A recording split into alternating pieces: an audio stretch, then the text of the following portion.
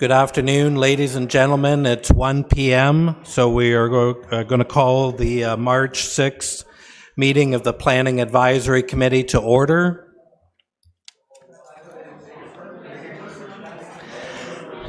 Item number 1 on the agenda is the adoption of the agenda. Can we have a motion to adopt today's agenda?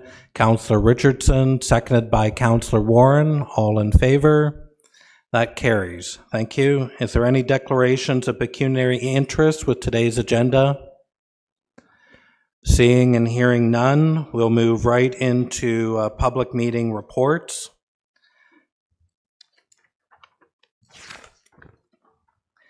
As required under the Planning Act, a public meeting is being held prior to the committee making a recommendation on these applications.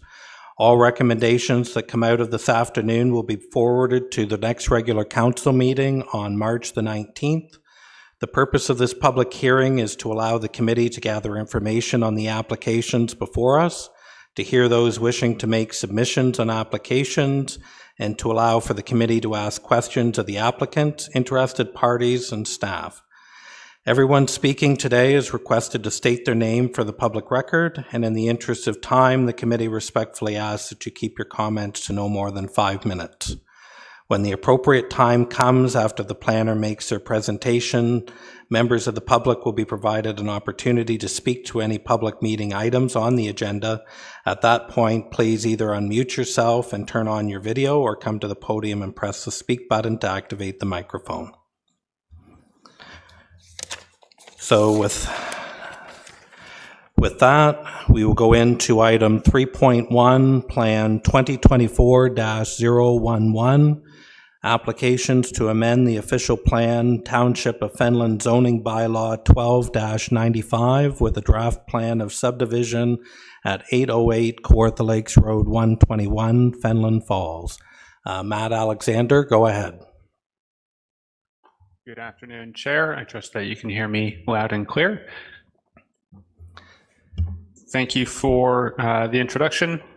So this application, as mentioned, is for 808 County Road 121 in Township of Fenland.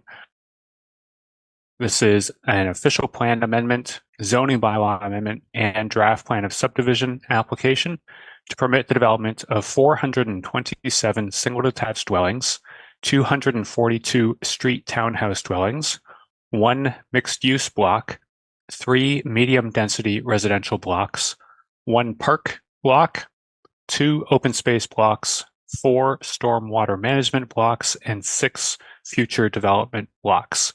As you can see from the map, this is a quite large site with quite a lot of development proposed here, and so I'll be going through the staff report with some detail. The property is municipally addressed as 808 County Road 121 in the former Township of Fenland.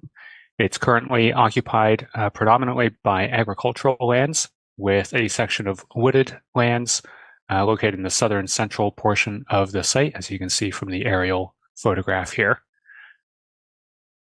There is 1 single detached dwelling on the property. The subject lands are approximately 65.13 hectares in area, or approximately 160 acres. They're located south of Kawartha Lakes Road 121, east of Clifton Road and Concession Road, and west of Kawartha Lakes Road 8 and Sturgeon Point Road. The subject lands are designated rural and urban settlement in the City of Kawartha Lakes official plan, with a small portion designated as environmental protection. The Fenland Falls secondary plan designates the lands as residential. The Township of Fenland zoning bylaw 1295 designates the lands as agricultural. And so there's a number of applications here: official plan amendment, zoning bylaw amendment, and subdivision. The official plan amendment application proposes to change the City of Kawartha Lakes official plan designation from rural to urban settlement. The zoning bylaw amendment application proposes to rezone the lands from agricultural to several site-specific zones, and we'll talk about that a little bit later. The site-specific standards proposed are required to implement the proposed development specifically for permitted uses, lot frontage, lot depth, area, setbacks, lot coverage, and building height. The one key element of the official plan amendment is that it proposes an expansion of the Fenwick Falls settlement area boundary as shown in the official plan land use schedules, and redesignating, as I said, from rural to urban settlement area. The draft plan of subdivision seeks to create a proposed lot and street fabric to develop the 427 single detached dwellings, 242 street townhouse dwellings, etc., as I mentioned in the opening, as well as establishing public roads, sidewalks, and other elements that you would expect from a subdivision, residential subdivision. Moving to provincial policy conformity, under section 2.2.8.5 of the growth plan for the Greater Golden Horseshoe, the growth plan permits a settlement area boundary expansion outside of a municipal comprehensive review, only subject to certain criteria, including that the proposal will meet the minimum density targets of the growth plan, that the location will satisfy the requirements for a settlement area expansion as set out in the growth plan, ensuring that the settlement area is not a rural settlement in the Greenbelt area, ensuring that the settlement area expansion is serviced by municipal water and wastewater, which is the case for this application, and that the additional lands and associated forecasted growth will be fully accounted for in the land needs assessment associated with the next municipal comprehensive review. So this policy contemplates a proposed expansion in advance of a municipal comprehensive review, and that isn't the case right now for Kawartha Lakes.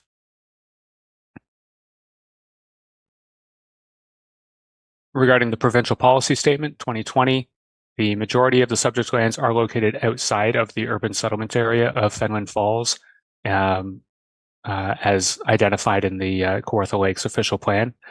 And although this is an application proposing to expand that boundary to include all of their property or the vast majority of the property, that is something that is only permitted at the time of a comprehensive review. Other policies of the provincial policy statement relate to natural heritage features, servicing requirements, mix of land uses, and other standards which have been addressed through the planning justification report and the materials submitted as part of this application. The City of Kawartha Lakes official plan, as I mentioned, designates the lands as rural, with a portion of it designated urban settlement area and a portion as environmental protection.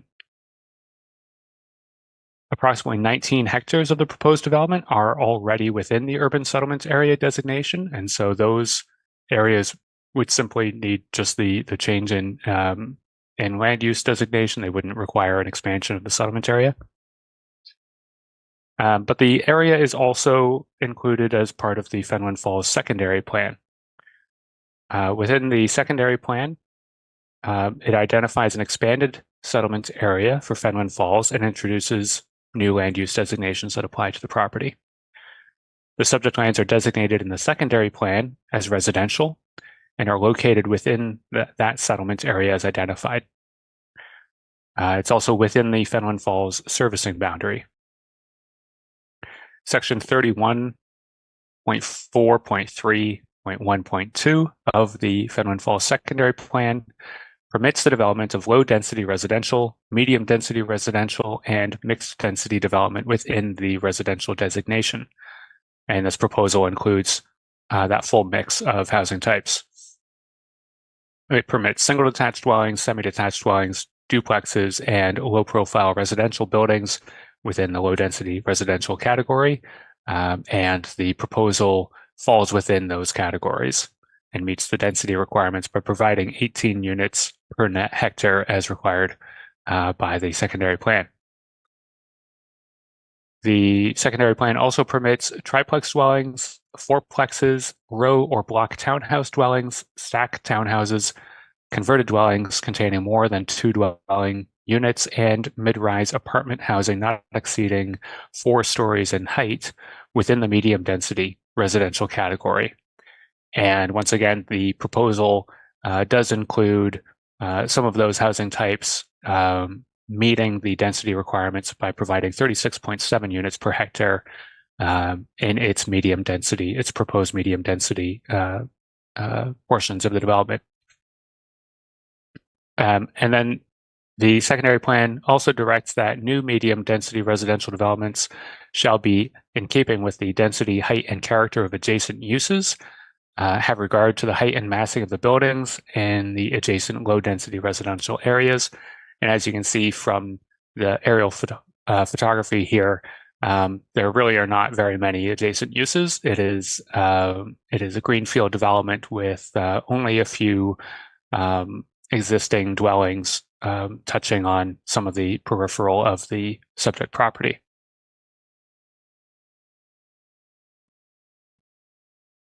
And here's an image of the proposed subdivision.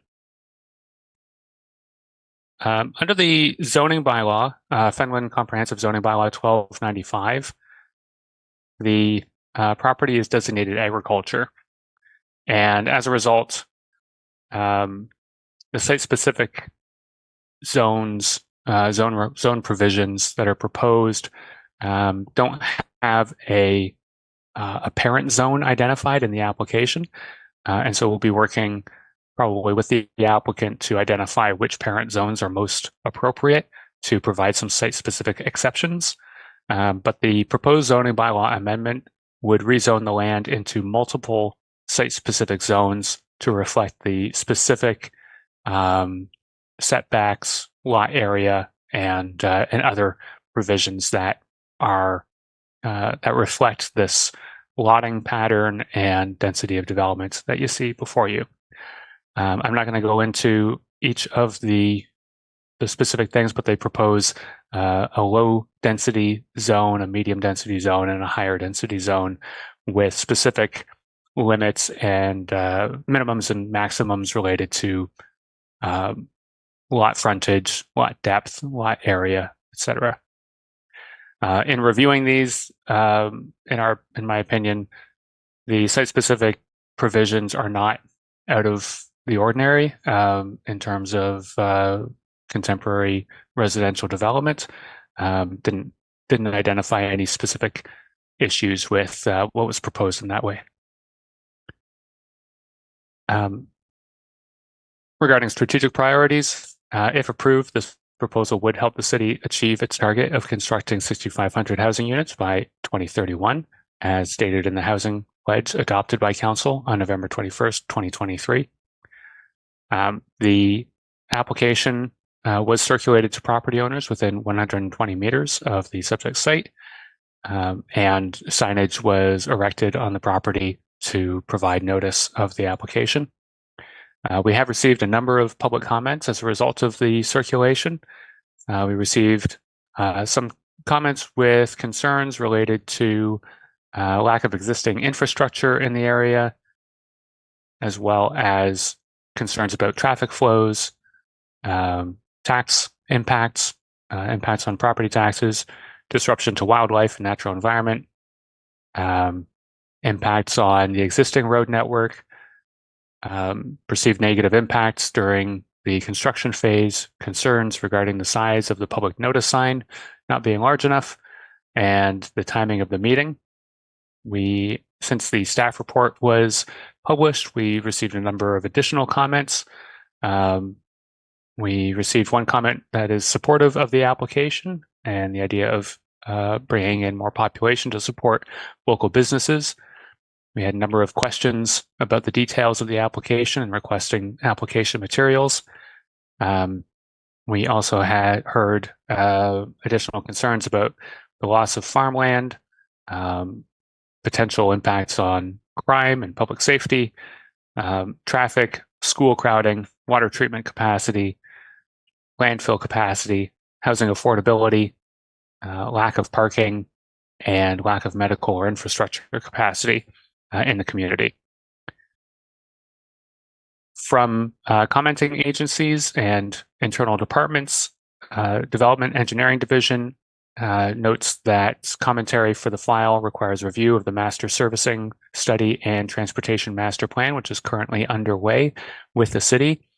And so they require additional time to review that, and they are anticipating that they would be able to provide further comments the week of March 22nd.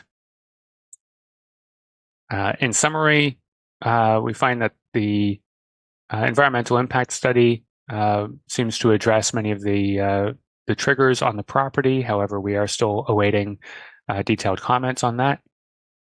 A noise study was circulated for peer review comments. However, we have not received those comments yet. An archaeological review assessment of the site, stage 1 and stage 2 archaeological assessment, have been submitted and is currently under review, as well as a hydrogeological assessment, which is still under review. Overall, the variety of housing and the type of housing that's being proposed is generally supported by the Kawartha Lakes official plan and the Fenwick Falls secondary plan. However, there are still a number of technical comments, technical reviews that are outstanding.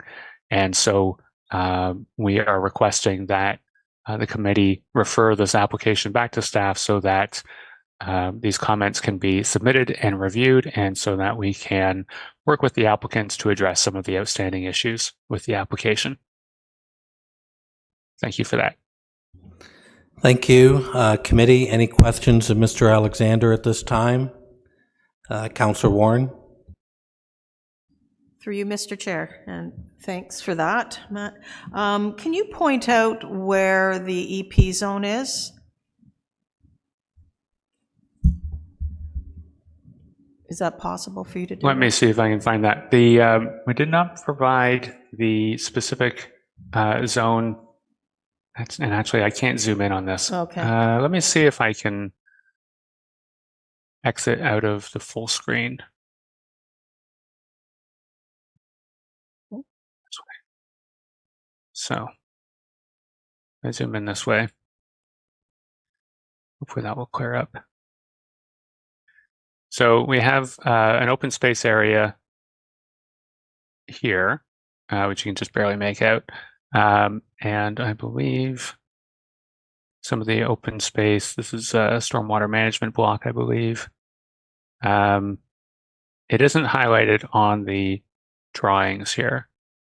And unfortunately, yeah, we didn't provide the official plan schedule or the zoning bylaw schedule in these slides. So it's not shown here.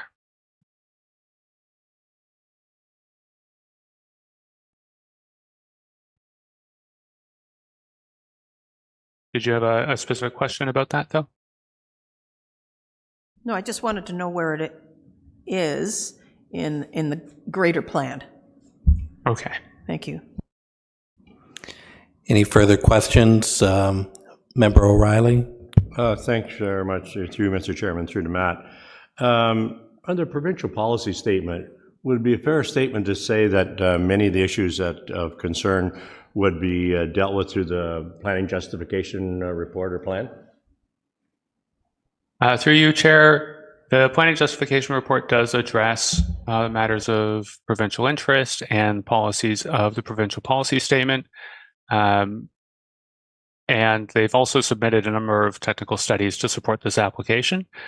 We are still in the process of reviewing those technical studies, so engineering still requires some time to review those studies, and it's through that review that we will determine whether the application is consistent with the policies of the provincial policy statement. Any further questions of Mr. Alexander? Okay, seeing and hearing none. Does the applicant, owner, or their agent wish to speak to the application?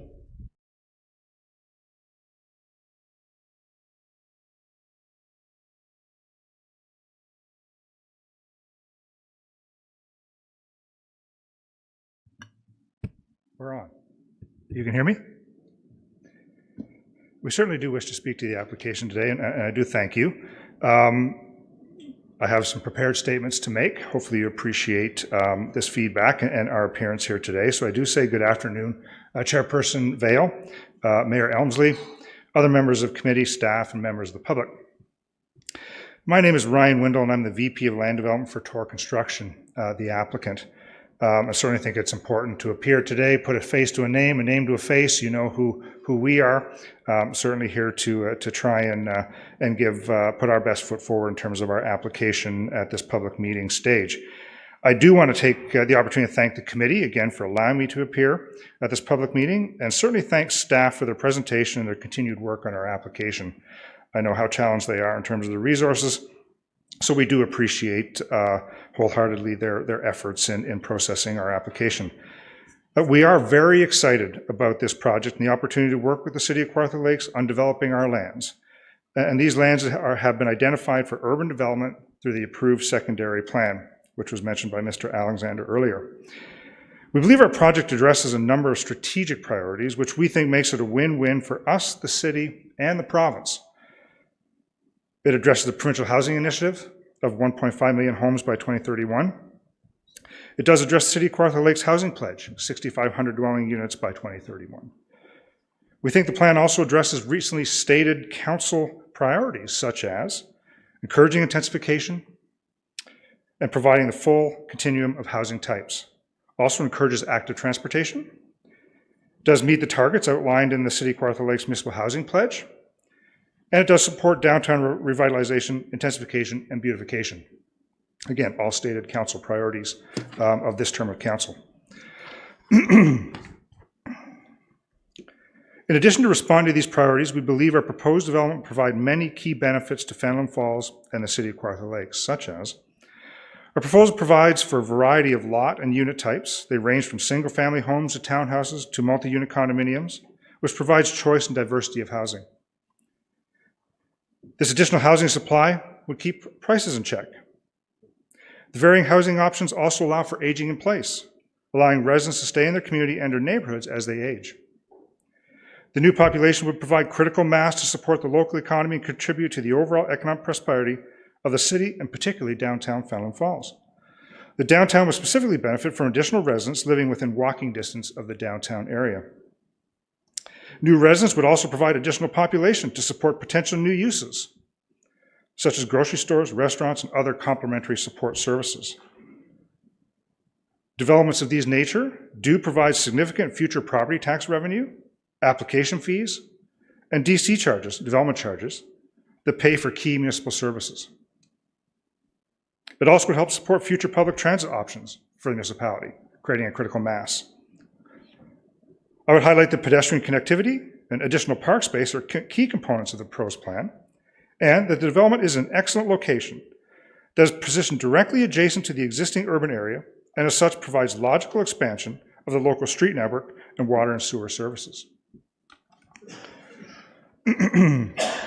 Finally, I remind the committee that we hosted a public open house session in November last year, and there were certain themes of comments. And I would like to reiterate, in that respect, this public open house was certainly done on purpose for us to make sure that we show that we're interested in hearing the comments and continuing to work as a partner with the municipality to address the issues the public may bring up through that forum or today.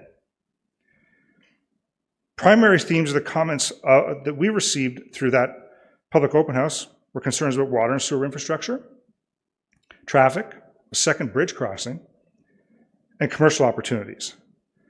Regarding water and sewer infrastructure, our professional engineering report has concluded that there is capacity for potential initial phase of our development with minimal infrastructure upgrades. Of course, though, at this stage of the game, it's important to note that we'll continue to work with the city to confirm servicing requirements to accommodate our development through the subdivision review process.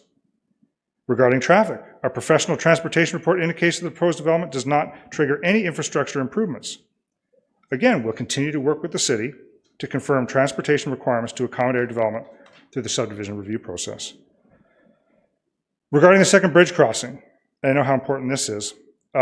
We do understand that the bypass of the Burnt River crossing option, hopefully I got that right, has been approved as preferred option and has moved to the detailed EA and bridge design stage. At this time, there are no plans that have identified the need for a second in-town crossing. And it was noted in the most recent PIC for the City Transportation Master Plan that a second crossing in town is approximately 20 to 25 years away. At this time, we have not received any comments that indicate that the proposed development would create the need for another crossing. Notwithstanding, we will continue to work with the city, again, to confirm the requirements to accommodate our development through the subdivision review process. Regarding commercial opportunities, our proposed zoning, as Matt has very aptly summarized, includes a mixed-use zone, specifically for lands on County Road 121, that provides significant flexibility, as it provides permissions for a variety of commercial and support services. To name a few, a bake shop, retail store, financial institution, office, convenience store, medical clinic, daycare center, restaurant, and grocery store, among other uses. So in closing, I'd like to say, and remind the committee and members of the public, we are in the business of building communities, not just houses. We believe our proposal will contribute to the development of a complete community for Fenelon Falls and the city of Kawartha Lakes, to the benefit of both existing and new residents and businesses.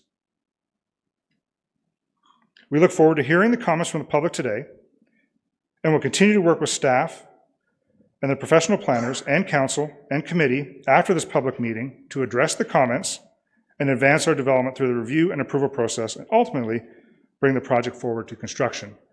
I will add this note: there is a theme to the municipal planner's comments in that the technical comments are still outstanding. So just like the municipal planner, we are waiting for those comments to try and determine what the issues are and what the responses may be. But as a partner with municipality, we will consider all options, concerns, comments, and determine what the responses are, including any revisions to the plan or additional submissions that will come in the next stages of the process. And with that, I thank you. Thank you. Committee, any questions of the applicant at this time? Councillor Warren? Through you, Mr. Chair, thank you. Thanks for your presentation. Do you plan on having any affordable housing in your development? Through the chair, to the committee member, thank you very much for the question. Affordable housing is an extremely important item of discussion in all municipalities. Our response at this point, again, it's early in the process, is we're providing, again, varying lot types, housing types, built forms, all that provide different options, different price points. At this point, this is our response to providing locally affordable housing. We are not in the business of providing subsidized housing. That's for the municipality to deal with. But at this point, as we get further into our program, we'll certainly continue to discuss with the municipality those types of, again, lot types, building forms that may be more attainable in terms of the marketplace and providing different price points. And that's generally our approach at this point. But again, glad to hear the responses from the municipality. Our planning justification report included an affordability assessment, and we're waiting for a response from the municipality on that piece of information. Thank you for that. Also, you said that there would be probably minimal upgrades to water and wastewater in the capacity. It's quite a development. So I guess at this point you don't know because we're going through that study. Is that correct?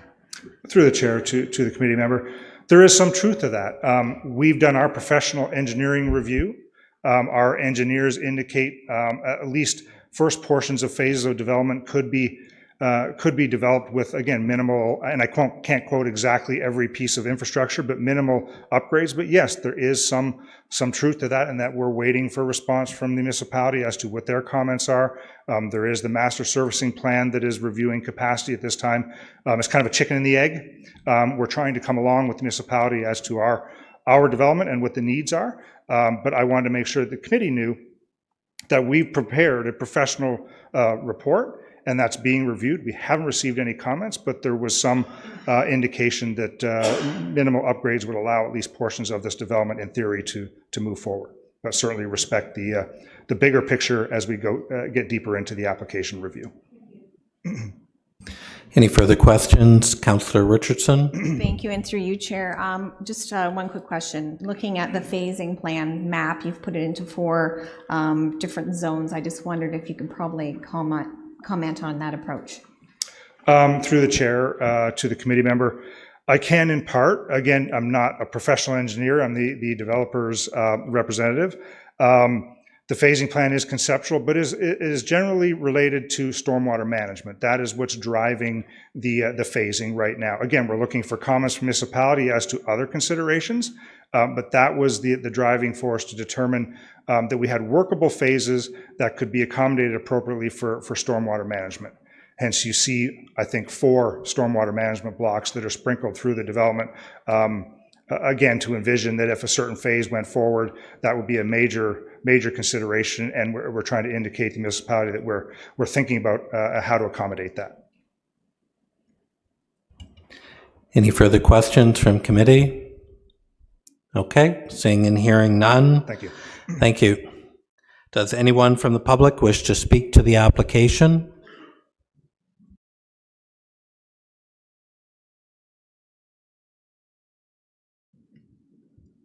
Ready? I hope you're going to accept my presentation, not like yesterday. I'm the chief of the Assembly of Kawartha First Nations. We're recognized now throughout the whole province. And I feel sorry for this gentleman here that's been misled by this municipality, and likely the previous developer. And I know that previous developer because I rented him a Jeep a number of times to bring up other investors from Toronto on this development. A lot of people, and we asked very clearly yesterday, but we were denied that. This land still belongs to First Nations people by law. We asked yourselves to meet with us. You chose not to. We asked and sent you a list of questions. You sent no answer. We cannot, and I make this very clear, support this development. We will do everything in our powers, which we hold, to stop this development from happening. It's not good for the community. It's not good for the location that it's being proposed in. There is not enough infrastructure currently to handle any new growth in Fenelon Falls. The only way it happens is by the sewage plant injecting raw sewage into the river, which we have on video. We have submitted 127 videos of the municipality breaking environmental laws, municipal laws, should we say just about every law within the Municipal Act. We have a hearing that is going to take place at the Ontario Human Rights Tribunal, and the city's been served that notice to put their documents in by April 1st. We have the Ombudsman of Ontario coming in to do a full investigation on our behalf of what the city has been doing without any authority. And I asked yesterday very clearly and was denied that. Show us your authority to even conduct this meeting or even do anything on our land, because you have none. Secondly, and I very greatly feel sorry for this gentleman here, he's invested, I believe, $8 million roughly. That's what's on the charge on the property. He's spent a lot of money, and he's done and I must say, I honestly, you have done a great job in your proposal, your layout for what you believe is good for this community. The problem is, my friend, nobody wants it. These people want it for the tax revenue you're going to create for them. That's what drives these people, is that revenue. They don't care about the land and what it does to the community, what it does to the environment. They only care about the revenue that you can generate for them. So, in closure, I'm going to ask very clearly once again, show us your authority that you have the legal rights to do anything on our land. And we asked yesterday where the millions and millions of dollars that this city has taken in and does not account for it. And we want to know, and we are going to find out. On that, I'm closing and allow some of our other deputy chiefs are here and some other band council members to speak on their concerns. I'm more than willing to entertain as many questions as you would have from us on our lands and our rights. And at that, I will close, Chair. Thank you. Thank you, Mr. Denby. Committee, any questions of Mr. Denby at this time? Okay, seeing none. Thank you. Thank you, Chair. Is there anyone else from the public wishing to speak to the application? Go ahead. Hi, I'm not a band council member or anything. I'm just a local farmer. But we're all born free men and women under God. We're past critical mass here, and we don't need any more strain on our infrastructure. I don't think this plan is justified in any way. There's no justification in you turning this agricultural land in close proximity to one of our most valuable assets, our lakes, into a subdivision. All our infrastructure, our sewage, waste disposal, roads, schools, hospital, first response, including fire, paramedics, and police, are already operating at overcapacity. This plan is detrimental to the health and well-being of all the men and women and children currently living in this area. To allow this to proceed would be gross negligence and breach of public trust. It would confirm my assertion that this council and Kawartha Lakes are not representing the people, and they need to be entirely reformed.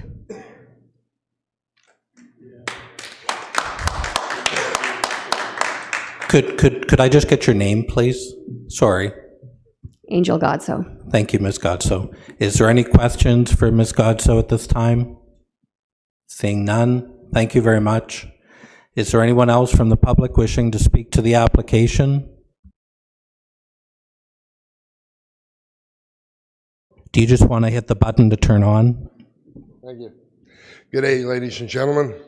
I very seldom use this designation, but I am Deputy Chief Jay Greensides of First Nations. I'm not going to reiterate what the Chief and Angel has said. I would like to inform this committee. Number one, I was at that meeting that they put on in November. Our voices were stifled.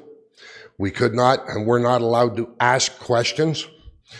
They would not give us answers. They stifled our voices. The meeting was not well broadcast. Before you move forward, because every person that was in that room in November did not want this development. What needs to be done before you move forward is another meeting held, and this council needs to listen to the people. Thank you. Thank you. Thank you, Mr. Greenside. Committee, any questions of Mr. Greenside at this time? Okay, seeing and hearing none. Thank you, Mr. Greenside. Is there anyone else from the public wishing to speak to the application? Hi, good day. My name is Weldon Hashi. With all growth and expansion, construction and things, there's many people that has many questions and many concerns, especially small town communities. I believe it's more compact, more important to know that the Kawartha Lakes has so many lakes, rivers, and wetlands that we need to take into consideration and the damages that may or may not be done with growth. So my question is, with all this planning and growth, can we believe that there will be more 5G towers, for example? This deputation is the concerns of myself, constituents of the Kawartha Lakes. With the growth, construction, and infrastructure, there will be required, and my concern is for the lack of research for proper studies from independent researchers that are biased from being someone's employee or paid. So here is an unbiased researcher giving this deposition on some dangers that may have been swept aside. Kawartha Lakes is a vast source of water and expansive ecosystem. I have yet to see responsible developers more into protecting our land than fattening their wallets. So to be safe, I must assure it will be up to us, the constituents, to make sure our country is protected, and more importantly than growth and profits. Radio is short for radiation wave. 5G towers emit between 24 gigahertz and 300 gigahertz, also capable of more lower frequencies that 2 and 4G emissions emit. The military uses these as crowd control weapons. They shoot down drones with it. We know that these things are microwaves. It is linked to cancer, DNA damage in infants, fetuses, and infertility that it causes. Kevin Modis of the U.S. Brain Tumor Association researched it and became more dangerous with the higher the frequencies that the 5G emits. More exposure is required, and more 5G towers are required because they do not travel as far, so they need more of them in closer proximity, which is occurring with the 5G. In Germany, 1,000 residents were studied over a 10-year period. In the last 5 years study found that those that lived within 400 meters had 3 times higher rate of cancer. At 2,000 microwatts per meter squared is what they admitted. This is twice the legal limit than allowed in U.S. regulations. These radiation waves are wider bands and capable of more transmission waves, but over shorter distances, meaning more towers are required. More subdivisions, more homes, more cell phones, more towers will be required. Has there been a study done between the link of metals and microwaves? Does the left hand know what the right hand is doing? We are starting to do our own research because the answer is no. Everyone that I have called, everyone that we speak to, has nowhere to point you to answer these questions. And these are important questions. If they can't answer the questions, it's because it's either a secret or no research has been done. If so, please point me in the right direction of the research. Geoengineering has patents and has been in existence as early as the 60s from my research. It's weather modification. I don't want to go into conspiracy theories. These are actual facts. They have admitted that they are modifying the weather. Has anyone in this room been observing the skies lately? How many of you have pictures on your cell phones? Have you seen the trails that are up in the skies? They have admitted this is weather modification. It is not just your oxygen and air and water vapor. It's not it. These have aluminum aerosols in them. Geoengineering.org and weather modification groups linked to our government have no secrets that this is happening. It has been happening for a long time. Look up and your eyes will not deceive you. What is it? Aluminum aerosols, cadmium, and other metals and chemicals. This is why the pilots who are in these planes are wearing masks. So I'm asking if the left hand knows what the right hand is doing. And do they know the effects and consequences of these two activities when they merge together? Well, what happens when you put metals into a microwave? I'll tell you what happens. My hypothesis is one based on hours and hours of study and results, and the results are what happened in Hawaii and Chile. Can you be certain the expansive forest fires across Canada and the world do not have an accelerant which would explain the largest fires in history, not just here in Canada, but Texas, Hawaii, and Chile? Why was it during the pandemic when schools were closed down did Qualcomm and the 5G companies quietly install them beside our schools and on our rooftops, hospitals, churches, everything, small subdivisions are now popping up everywhere with these 5G towers? I demand that an immediate halt of geoengineering and chemtrails be halted until all research can be proven safe and effective of these technologies. I ask that the towers be removed from the vicinity of our children in schools to begin with and hospitals. The fact that we've grown to this state we are in has little has been done to ensure that these methods of communication and weather modification are truly safe. It is a grave concern. In that, growth must stop and take a step back to ensure the safety of our people, our land, our animals, and more importantly, our children. With our current government and the stance on gas and oil pipelines and their safety spills and leaching, I ask, how can our expanding development sewage systems with far less density structures than a gas line not be a concern to leach or spill or to be pumped into our many wetlands, lakes, rivers, and the Kawarthas and surrounding areas? You're at your 5-minute part. If I could just get you to wrap up, please. One more thing. What happened to the POA fines, and can we see proof of your authority? Thank you. Thank you. Could I just get your name? Sorry, I missed that. It's Weldon Hashi. Thank you, Mr. Hashi. Committee, any questions for Mr. Hashi at this time? Seeing none, thank you. Is there anyone else from the public wishing to speak to the application? Go ahead.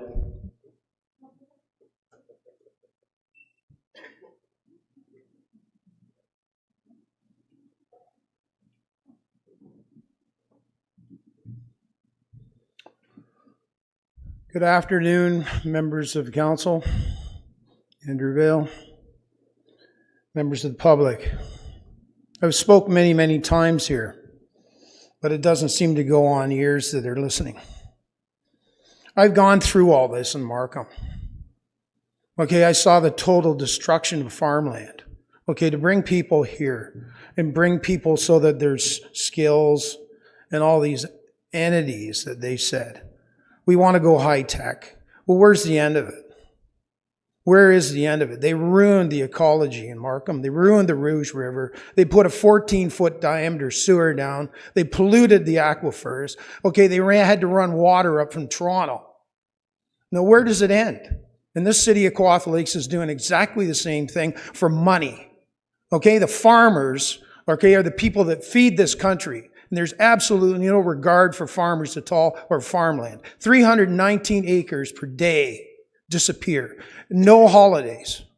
Okay, this is a train wreck. This is a train wreck to happen and come to the people of this country. Okay, people don't understand that the farmers are important. Okay, their farmland, their infrastructure, their investment is billions of dollars, and it's the last entity of this country. Okay, it's the food source. It's the food source for the future. No farms, no food, no future. Every farm matters. I have gone through this. I saw the train wreck. We had people come from London, Ontario, and spoke in the Victoria Room last year of the total train wreck. Okay, that happened in London, Ontario. You people are about to do exactly the same thing. Okay, I've been through it. I've been through the hours and hours, okay, of traveling through Toronto and Markham. The average gridlock, okay, and you people have no idea, absolutely no idea. Sometime go down there, okay, and find out how long it takes to go along number 7. Okay, I was a resident of that, and I saw the destruction, the total destruction of the area. And now they're doing it to Stouffville and Uxbridge, and they're going to try and do it to the city of Kawartha Lakes here. And I'm going to try and stop it, because you know what? I'm a proud farmer. I'm a proud Canadian farmer dedicated to put food on people's table. But you know what? The people of the city of Kawartha Lakes got to start to listen, or they're going to starve.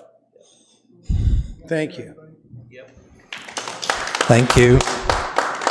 Committee, any questions? Seeing none, thank you. Is there anyone else from the public wishing to speak to the application? Go ahead. Hi, I'm Joanne Pepper, and I've lived in Fenland for most of my life, and I've seen the traffic grow. We have 2 sets of lights and a bridge in between the first set of lights that gets most of the traffic from Highway 121, Helen Street, Sobeys, and Timmy's, and in the summer it's bumper to bumper.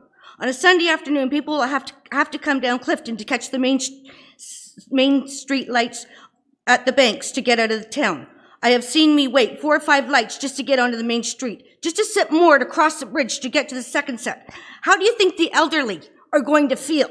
Would you want your mother or father sitting in that traffic in the heat? Think about it. We have a lot of elderly. That's what Fenland is, a residential home for the elderly. And you're going to have people sit there for hours and hours just to get to Sobeys?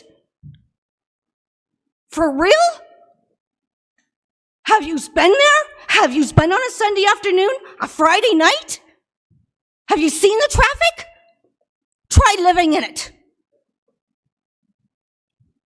As far as our parking, we used to have diagonal parking. That was for a lot more people to park, but no, they go and change it. Now it's horizontal, which gives us less parking. Most people park at Red Apple or in behind Slices and Scoops, but that's not enough. It's not enough for the residential people, it's not enough for the tourists, and now you're going to add a lot more people for the subdivision? Where's everybody going to park? And you're not doing anything about it?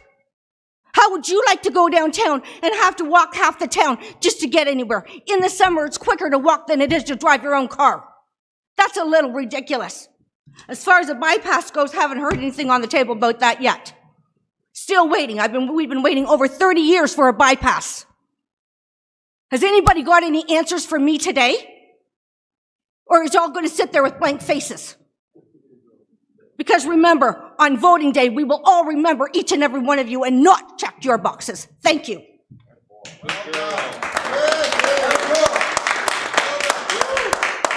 Thank you. Committee, any questions? Okay. Anyone else from the public wishing to speak to the application? Go ahead.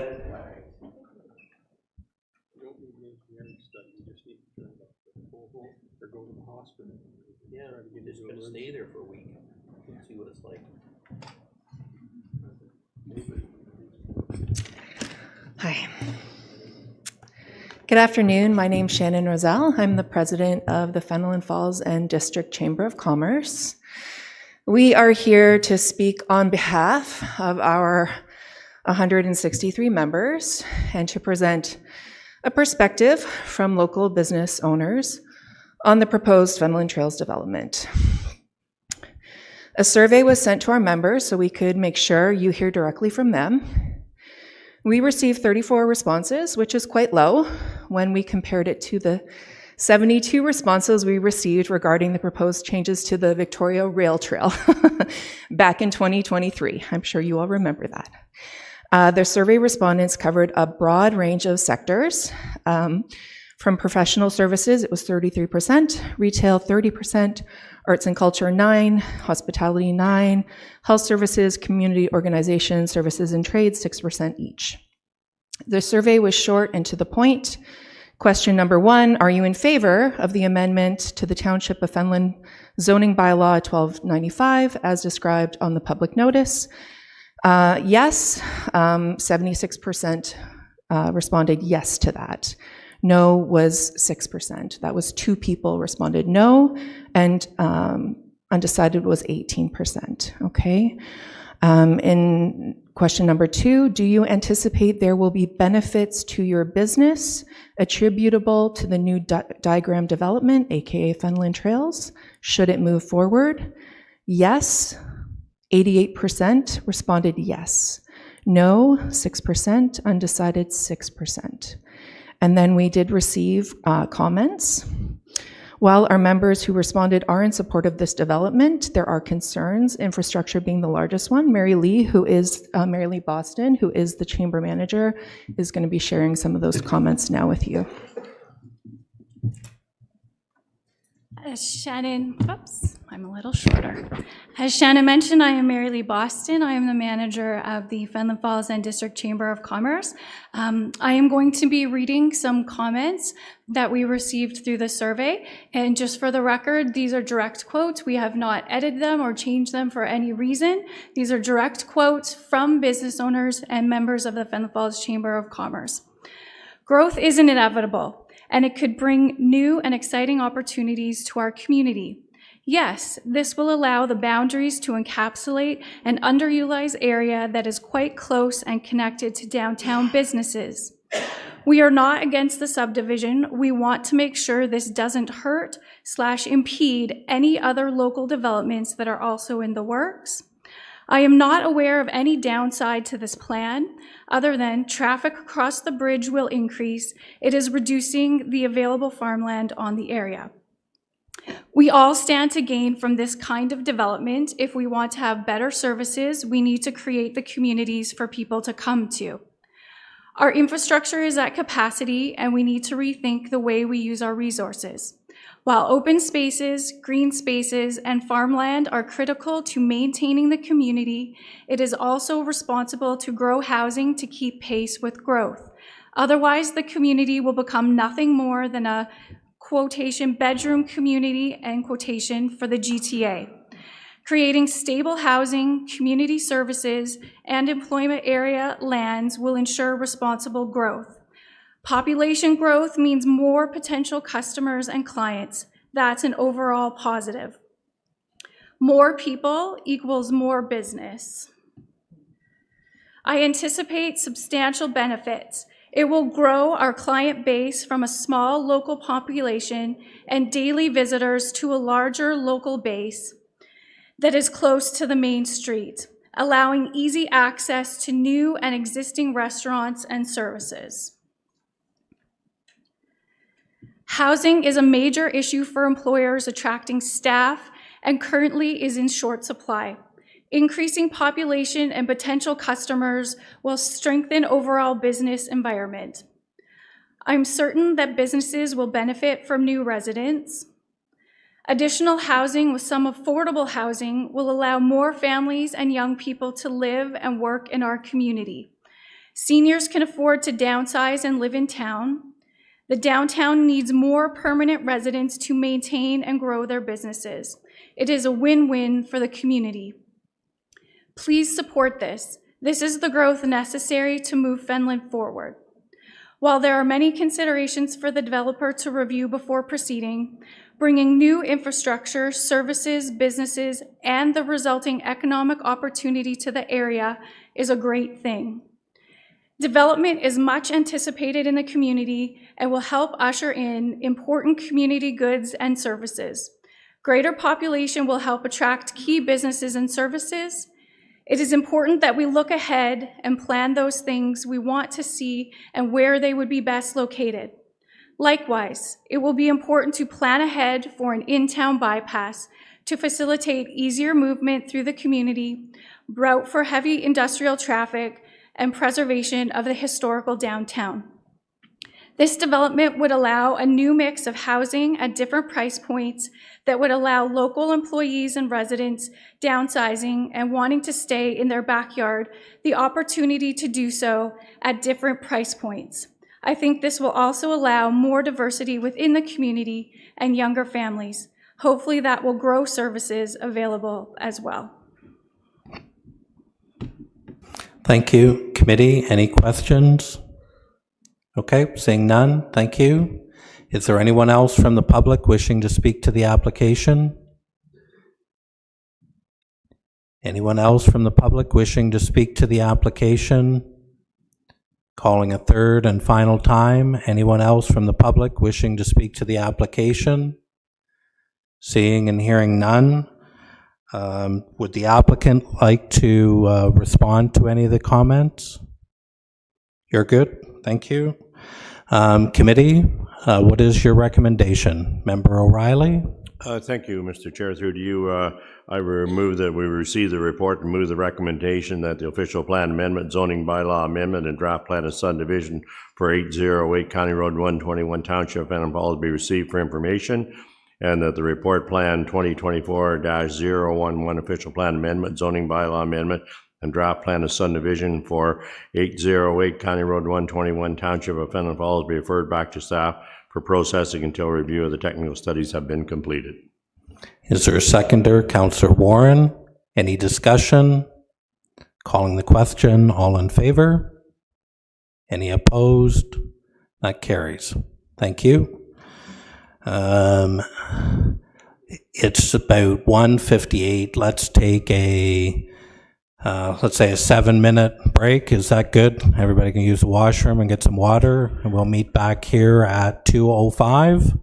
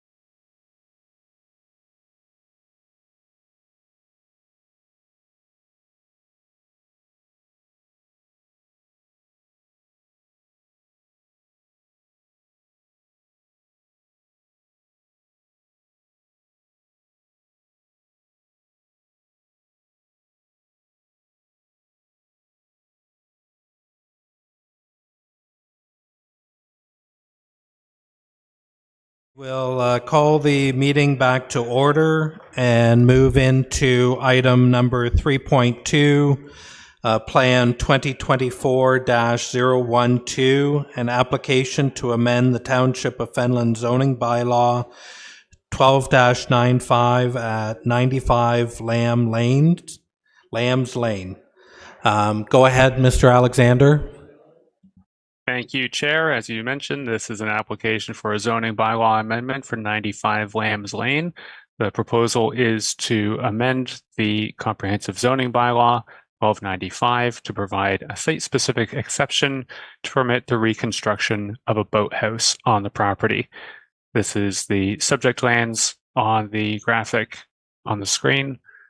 The subject lands are identified as part of Lot 30, Concession 7, former Township of Fenland. They contain a cottage, a two-story boathouse, tennis court, shed, and garage.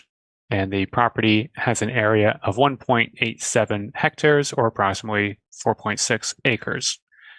The property is designated waterfront on Schedule A5 of the Kawartha Lakes official plan, and it is zoned limited service residential in the Township of Fenland zoning bylaw. Here's an aerial image of the property.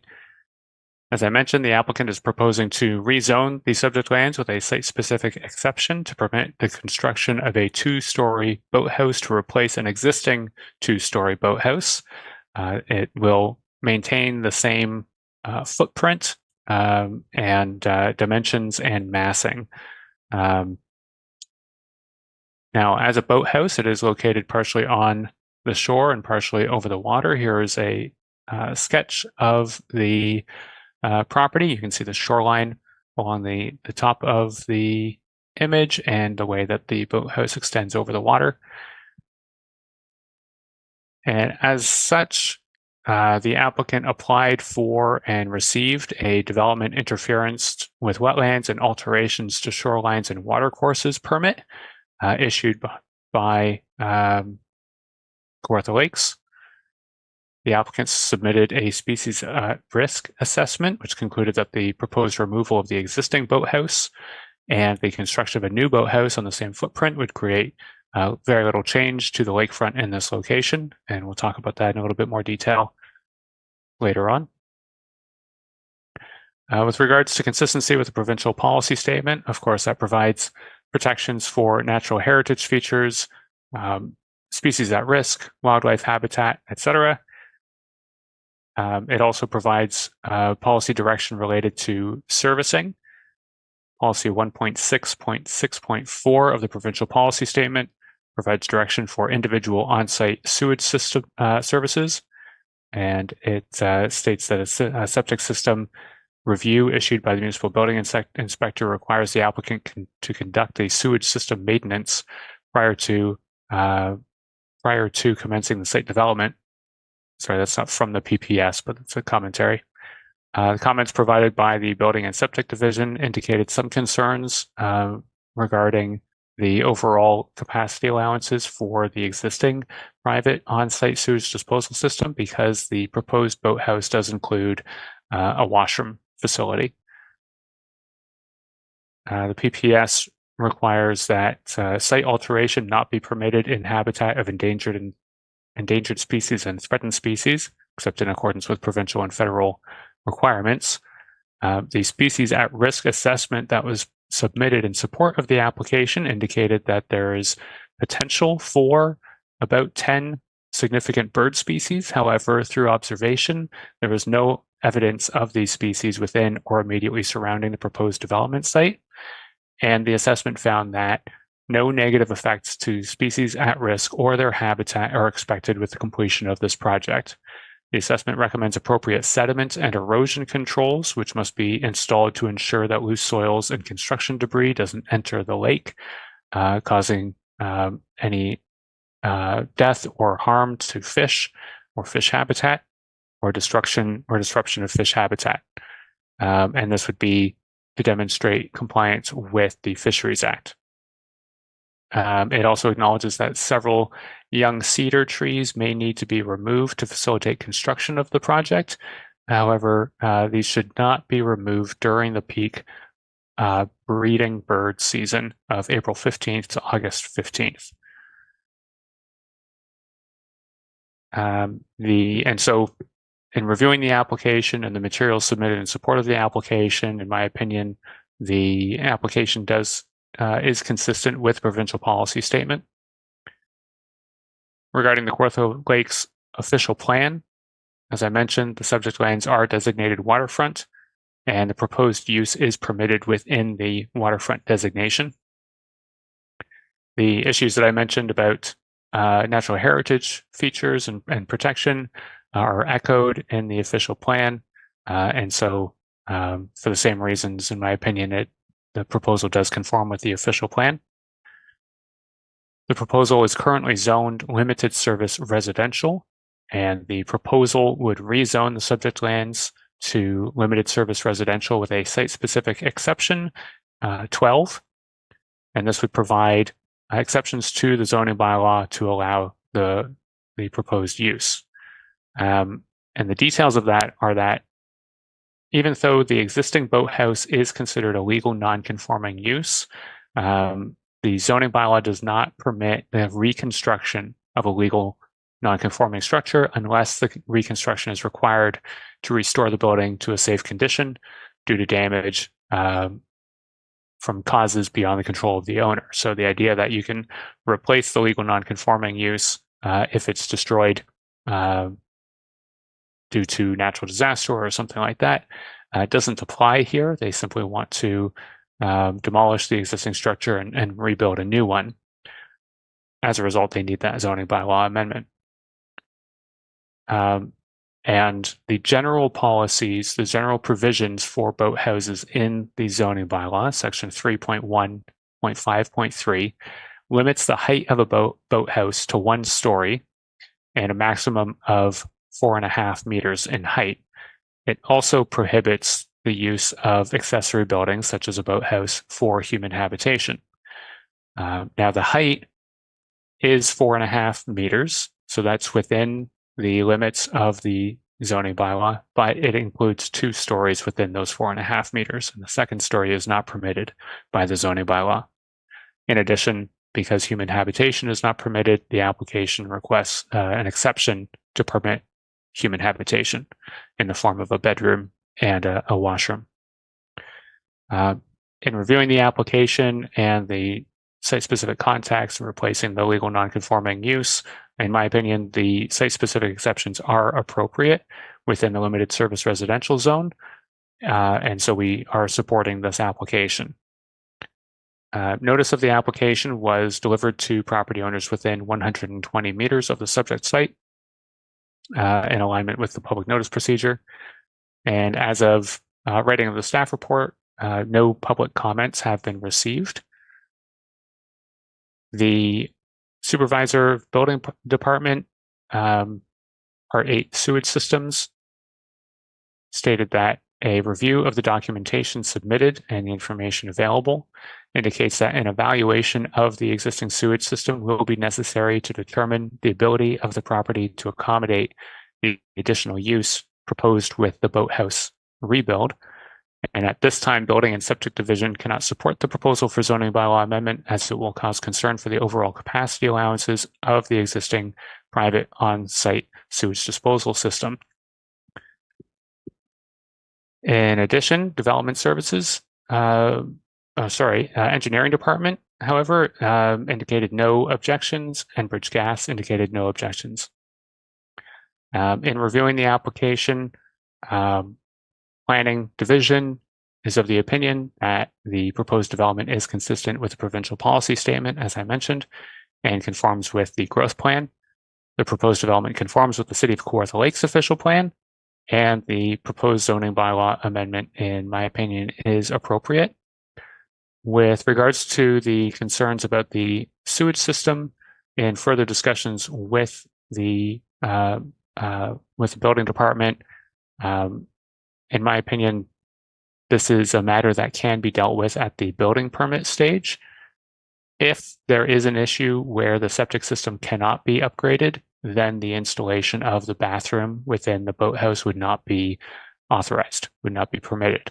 However, the structure overall, with the height and the second story, does not necessarily require a bathroom. They just wouldn't be able to use it for human habitation, even though the zoning bylaw would permit it. And so as a result of consultation with staff, we note that a revised review of the septic system on site will be required to gain a building permit, but is not something that should necessarily prevent the zoning bylaw amendment from going forward. Based on this, in my opinion, the application is appropriate, and we recommend approval of the proposed zoning bylaw amendment. We've provided a draft zoning bylaw attached as Appendix D for approval by Council. Thank you. Thank you, Mr. Alexander. Committee, any questions at this time? Councillor Warren? Through you, Mr. Chair, this came to Kawartha Conservation, but there was no talk about bathroom or kitchen or anything. It was just on the height.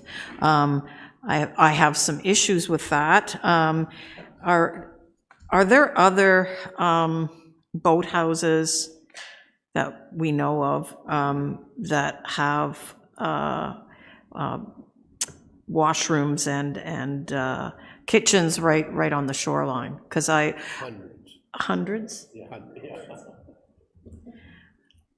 Okay. Well, I think that's it. That's an issue, I guess. But I'd like to see the hundreds.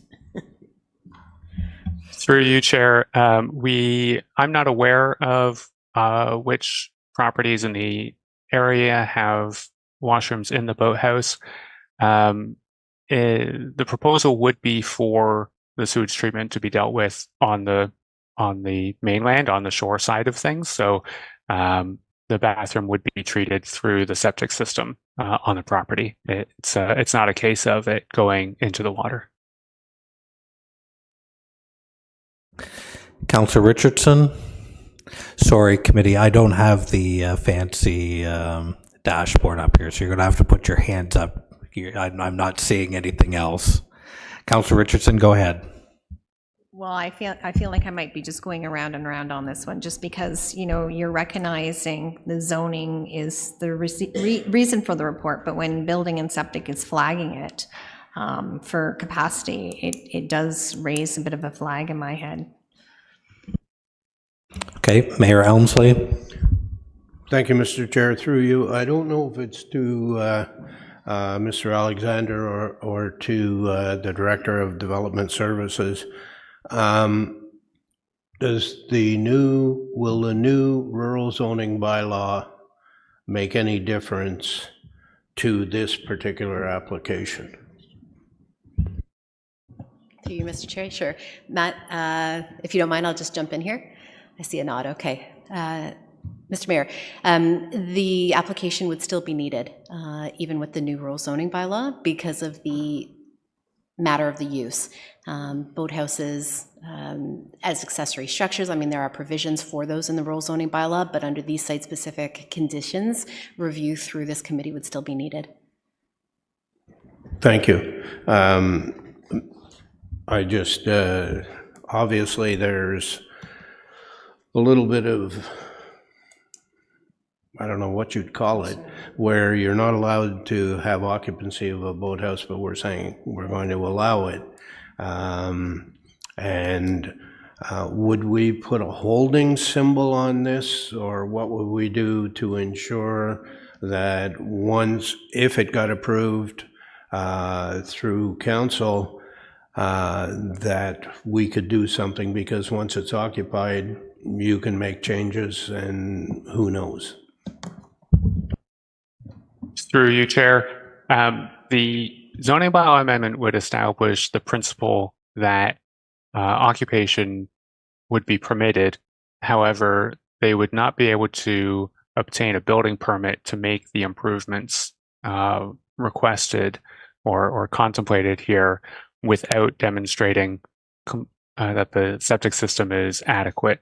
And so the structure itself could be built without the bathroom and without an occupation permit or a permit to occupy the building until they upgrade that sewage system if that's necessary.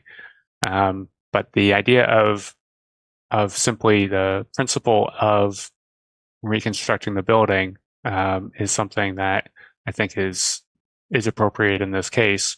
And if they upgrade the septic system or demonstrate that the septic system can accommodate this additional occupancy, then that's not necessarily something that, in my opinion, needs to go back to council. That can be a technical review that could be dealt with at the building permit stage. And that's why we're recommending approval at this stage. Of course, it's up to committee whether you want to accept that recommendation or not.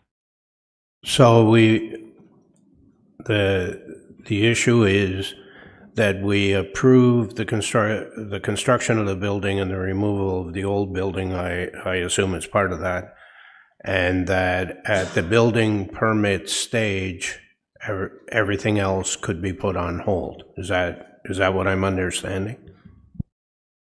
Through your chair, yes, my understanding is that once the zoning is approved, then the applicant would submit a building permit application, and the building official then would ensure that any servicing requirements can be met at that time. And if the servicing requirements can't be met, then a permit would not be issued. But the principle of the proposed structure is established. And so either the applicant or another owner in the future or anybody else who is able to upgrade the system would then have the opportunity to do that and file the building permit. Any further questions from committee? Okay, seeing and hearing none.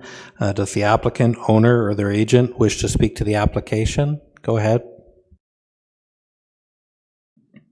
Hi, through you, Mr. Chair. Vanessa Archer from TD Consulting on behalf of the owners. We would like to thank Matt and the staff for their report and your review of it today. In regards to the questions that we're talking about regarding the septic, the owner is already aware that the septic is going to have to be updated. We just have not gotten to that stage yet because we obviously need the approval from committee here today first. And then they are aware of that. As the applicant, we're aware of that. We knew about that coming into this meeting. So the question there is, hopefully can ease your minds on that, but we will be doing that through the building permit stage and getting the septic permit upgraded at that time. You can't see the entirety of the lot on that drawing. It was zoomed in just so that we could see the size of the boathouse specifically. It's a very large property. If we could jump back, thank you, Matt, to that image or even the previous image, I think to that one even. It is quite a large lot. Those lots are really deep. We had previously constructed or with permit done a garage on the property, and there was a septic review at that time. We just were not including the boathouse in it, but we are aware. And in that previous review, as it was noted in the report, they had recommended that a upgrade would need to be required for any other development on the property. So if there's any other questions, I'm here. Thanks, Ms. Archer. Committee, any questions at this time? Seeing none, thank you. Is there anyone from the public wishing to speak to the application?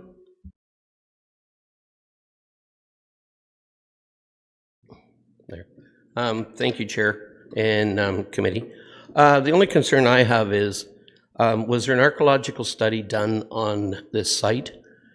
Because under the policy, the First Nations policy, any shoreline work requires an archaeological study prior to building. And that's in the city policy. Same as any work done Trent Canal, they had to do an archaeological study on the areas where they were working prior to starting. So we would request, if they've done one, we would request a copy of it. If they haven't done one, we would request one to be done prior to commence. Other than that, we don't have a problem. Okay. Thanks for that. Thank you. Any questions for Mr. Denby? Seeing none, thank you. Anyone else from the public wishing to speak to the application? Anyone from the public wishing to speak to the application? Calling a third and final time. Anyone else from the public wishing to speak to the application? Okay. Ms. Archer, was there anything else you wanted to add before we move on? You're good? Okay. Committee, what would your recommendation to council be? Member O'Reilly? Give you a motion to receive the report and move the recommendation as printed. Okay, so we have that report plan 2024-012 zoning bylaw amendment for 95 Lambs Lane, Fenland, D06-2024-005 be received for information that a zoning bylaw respecting application D06-2024-005 substantially in the form attached as Appendix D to the report plan 2024-012 be approved for adoption by council, and that the mayor and clerk be authorized to execute the documents required by the approval of this application. Is there a seconder for the motion?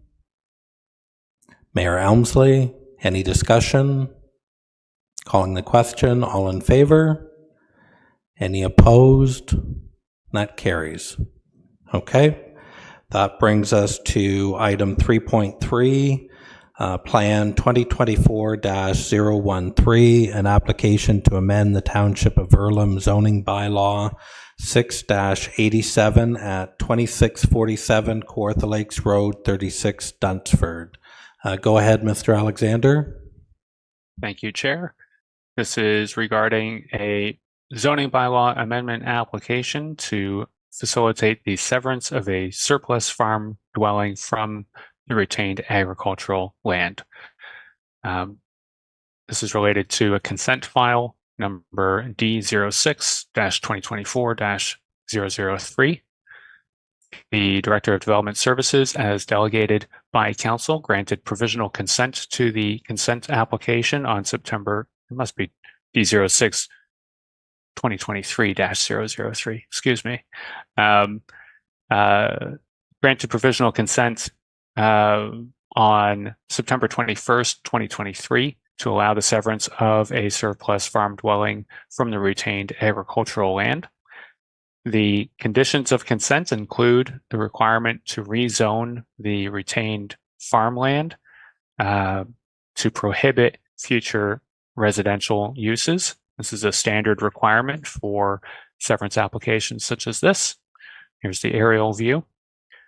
A severance of farmland is permitted for a surplus farm dwelling under the growth plan and the provincial policy statement. And this zoning bylaw amendment is simply to prohibit residential uses on that retained farmland. And so for that reason, the application conforms with the growth plan and is consistent with the provincial policy statement. Under the Kawartha Lakes official plan, the majority of the subject site is designated rural. There is a small watercourse on the retained portion of the site designated environmental protection. However, the severance that this is related to did not affect that environmental protection area, and the proposed zoning bylaw does not affect that environmental protection area, except by prohibiting residential uses, which is in support of the environmental protection. And so for that reason, in my opinion, the application conforms with the official plan as well. The subject site is zoned rural general in the Township of Earlham zoning bylaw. The proposal is to rezone the property with a site-specific exception number 23 to, as I mentioned, prohibit residential uses. The severed portion would remain within that existing A1 zone, which permits the residential dwelling, which is existing. And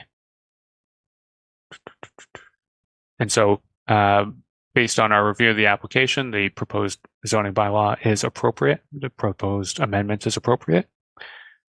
The application was circulated to persons within a 120-meter radius of the subject property, as well as to agencies and city departments with an interest. The existing single detached dwelling is currently serviced by private well and septic, and there are no concerns with the application in that regards. Development engineering also has no concerns with the application. As I mentioned, in my opinion, the application conforms with the growth plan and is consistent with the provincial policy statement. It also conforms with the Kawartha Lakes official plan.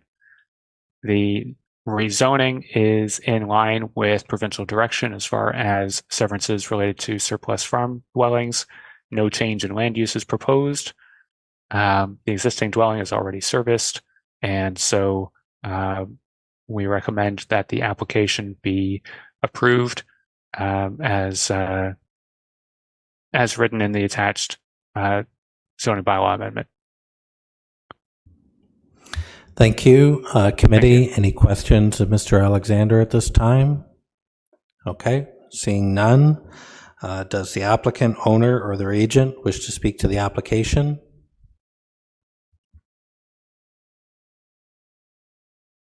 Okay, it appears not. So then we'll move right into, is there anyone from the public wishing to speak to the application? Anyone from, go ahead.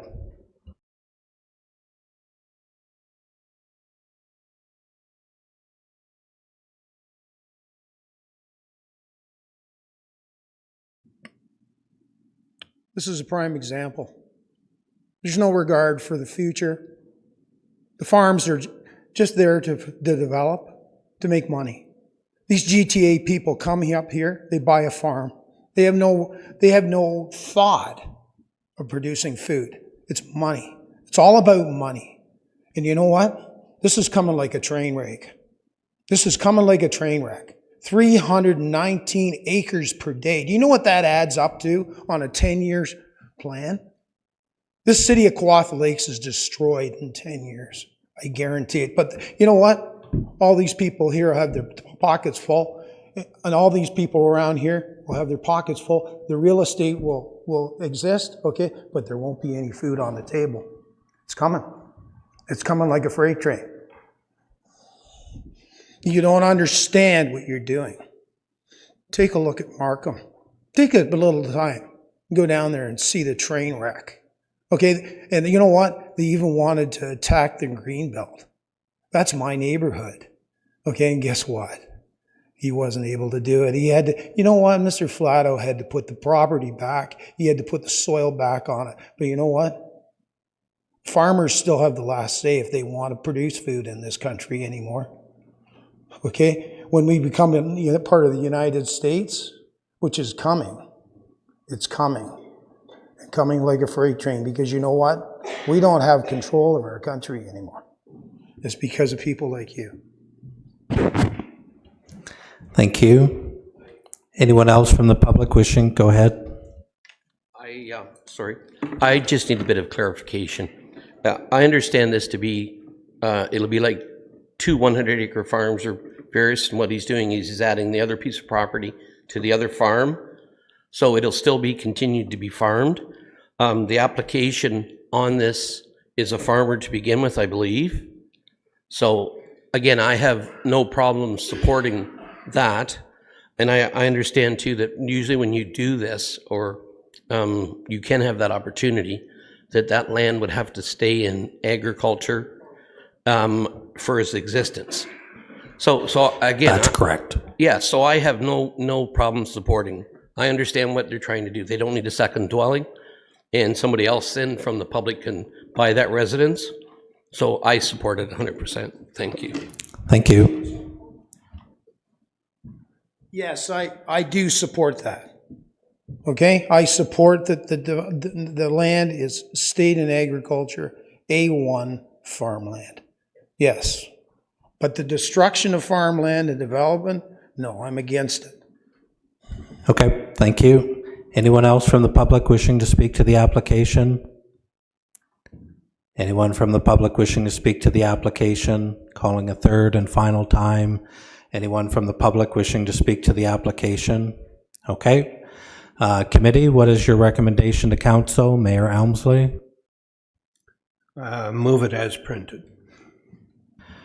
Okay, motion that report Plan 2024-013 to amend the Township of Earlham zoning bylaw 6-87 at 2647 Kawartha Lakes Road 36 be received, that a zoning bylaw respecting application D06-2024-003 substantially in the form attached as Appendix D to report Plan 2024-013 be approved for adoption by council, and that the mayor and clerk be authorized to execute the documents required by the approval of this application. Is there a seconder for the motion?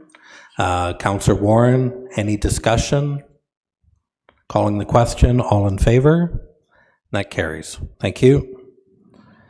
All right, that brings us to item 3.4, Plan 2024-014, an application to amend the official plan of the Town of Lindsay zoning bylaw 2000-75 with a draft plan of subdivision at 203, 207, and 213 Kawartha Lakes Road 36.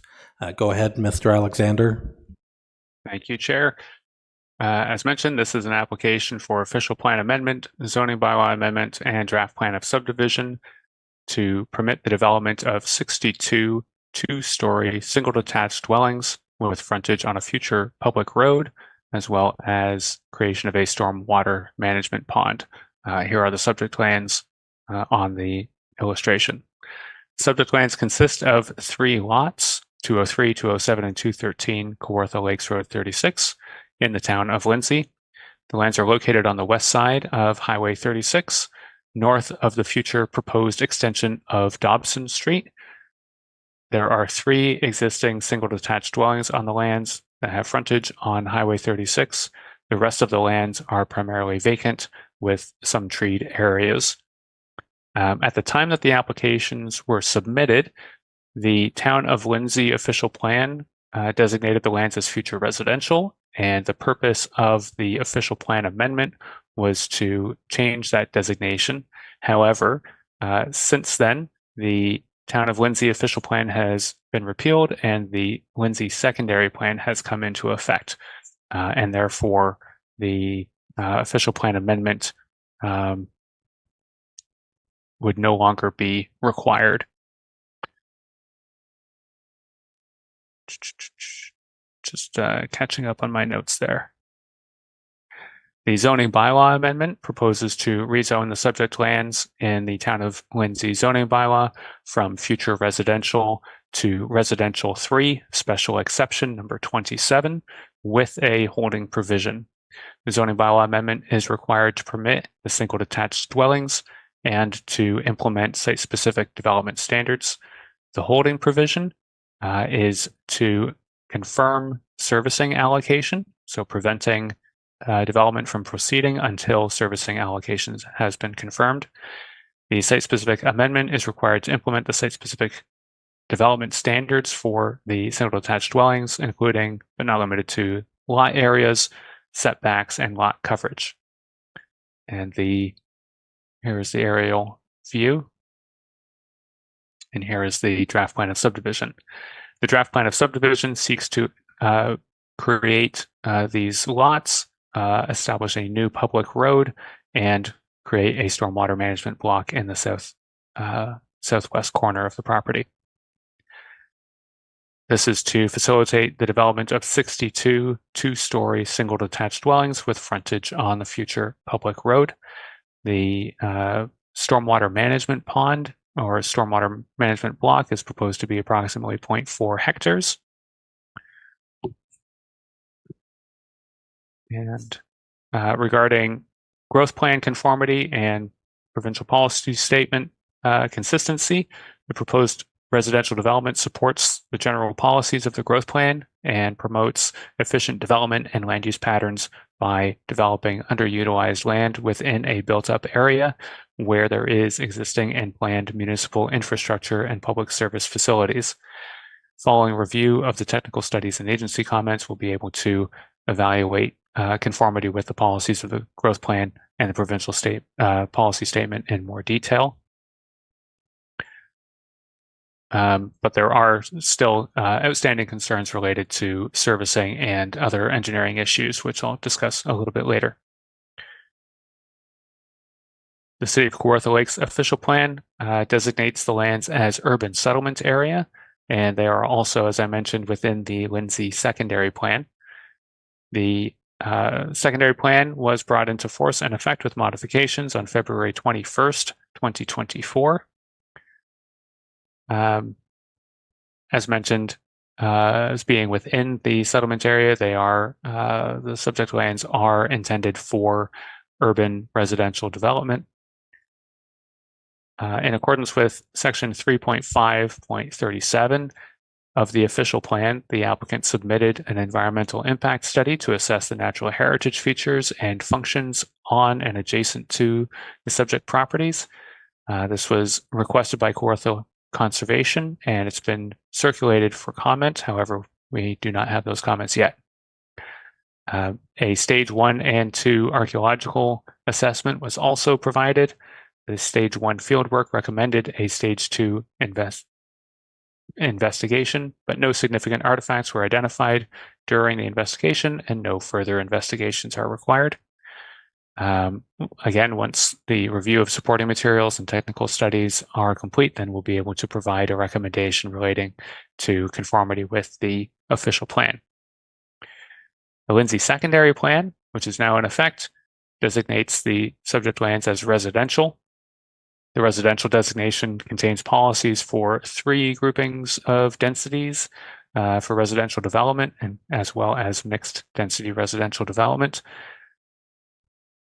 The proposed 2-story single detached dwellings are a permitted use within the low density category of the Lindsay secondary plan, and therefore generally conform with the secondary plan.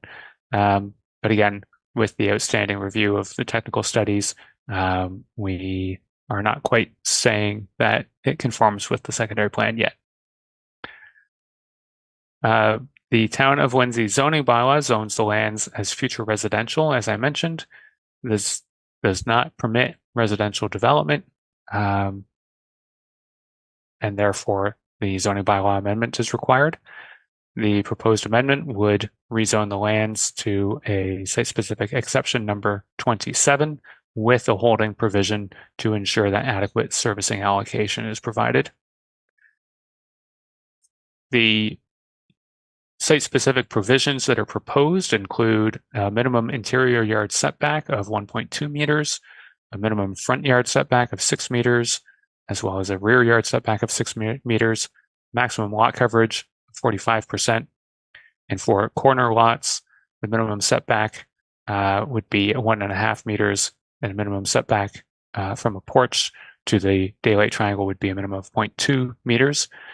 The holding symbol shall be removed upon confirmation of servicing allocation by City of Kawartha Lakes, and further review on the technical studies would be required for to determine whether the zoning bylaw amendment is appropriate. If approved, this proposal will help the city achieve its target of constructing 6,500 housing units by 2031, as stated in the housing pledge adopted by Council on November 21st, 2023. Notice of the application was circulated to property owners within 120 meters of the subject site and to agencies and city departments with an interest in the application. No public comments were received at the time of report writing. We received comments indicating no concerns from the plans examiner, the supervisor, sewage systems, building and septic division, and Kawartha Lakes Fire Rescue. Enbridge Gas expressed no objections. Bell Canada and Hydro One also had no objections, but as is standard, requested their usual requirements as part of a condition of the plan subdivision. We received engineering comments after the staff report was provided to council or to committee. Engineering provided comments on March 1st, 2024, with a number of issues to be addressed before they could support the application. And so we will be working with the applicant to address those issues with a follow-up submission. In conclusion, the applications do generally conform with the growth plan, PPS, and the Kawartha Lakes official plan and Lindsay secondary plan.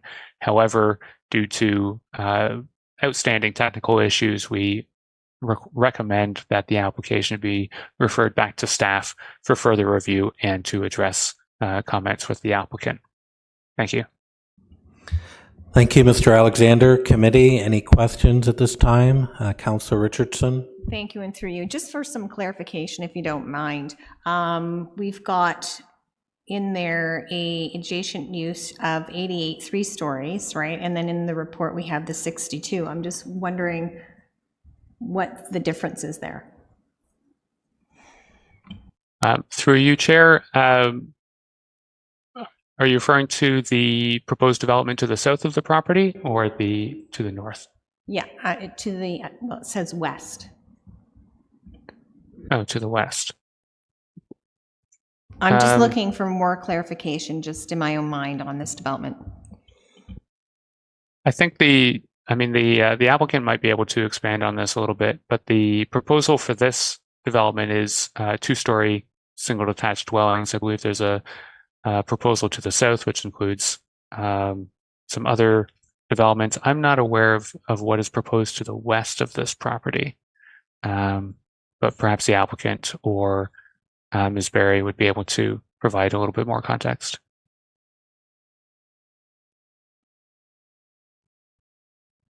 Sorry, Matt, it is south, not west, south. Okay. Thank you, Chair. So if you'll recall from a previous PAC meeting, we did talk about the proposal to the south. That is a higher density development. I believe they had some semi-detached dwellings included in that. So that proposal is of a higher density than what is being proposed here, I believe. Thank you, Matt. That's kind of the clarification I was looking for. Thanks. Okay. Any further questions from committee? Okay, seeing none.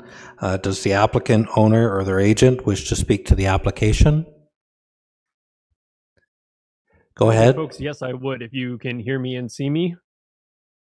Yep, we can. Go ahead. Fantastic. I do actually have a presentation that I sent through to Joel Watts, if we could potentially bring that on screen.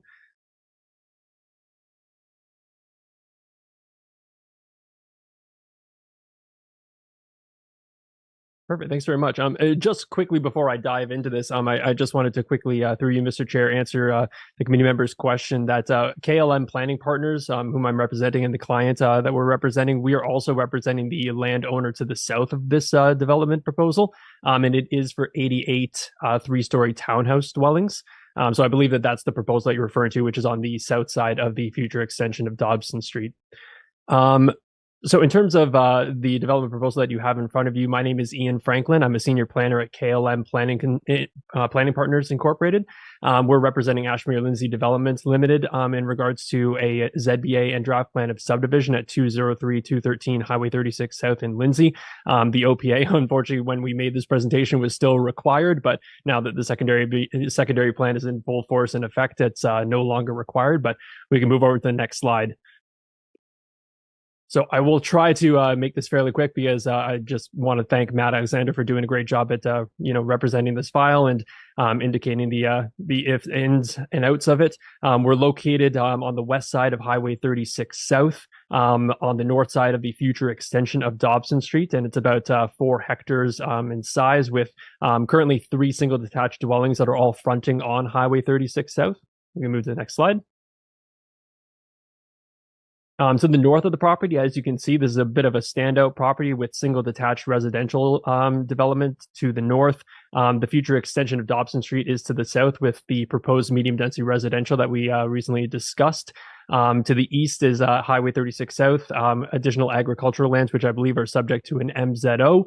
And to the west, there's low density residential that's currently existing and also under construction, which I do believe is single detached dwellings and also some semi-detached dwellings. Next slide, please. So these are just a couple aerial views of the subject property. Just gives a bit of a demonstration as to this piece of future residential development land indicated in the official plan that is generally consistent with the overall lot fabric of low density single detached dwellings. We can move to the next slide. And it's just going to show you some additional aerial views that once again indicate that it's a bit of a missing piece in terms of the overall draft plan of subdivision in this area to have single detached dwellings as a transition point into the higher densities that are being proposed further south. Next slide, please. So as Matt had previously stated, under the City of Kawartha Lakes official plan, this property is located within the urban settlement boundary of Lindsay. We don't have to spend too much time on that, so we can go to the next slide, please. So the town of Lindsay secondary plan, which is now in full force effect, is a little bit more pivotal in terms of this slide. So since this is in full force effect, the property is currently designated as residential, and under that category, single detached dwellings are a permitted use in this area with a minimum density of 15 units per hectare, and we're currently proposing 15.1 units per hectare, really trying to focus on the appropriateness of the scale of the development being proposed under the town of Lindsay secondary plan. So we move to the next slide.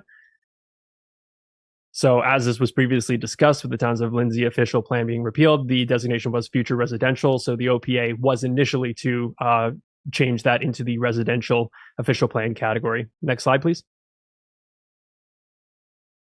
So under the Town of Lindsay zoning bylaw 2075, currently it's zoned as future residential. So it certainly was envisioned as being developed for residential purposes. The purpose of our zoning bylaw amendment is to rezone the subject property to residential 3, which, as you can see from the properties to the north, the R3 category is the kind of standard for these single detached residential dwellings in the area. So we're trying to kind of conform with the overall neighborhood lot fabric. The R3 zone does permit single detached dwellings, and we can move to the next slide. So as Matt had previously indicated, this is our draft plan of subdivision. We are proposing 62 single detached dwellings. We're also offering a 20-meter public road that connects to Brock Street on the west and also the future extension of Dobson Street on the south. And we're also in the southwest corner proposing a 0.418 hectare stormwater management pond, which will deal with the quantity of water that comes in from the rain from the development and also from surrounding areas to kind of control the drainage a bit better. Next slide, please.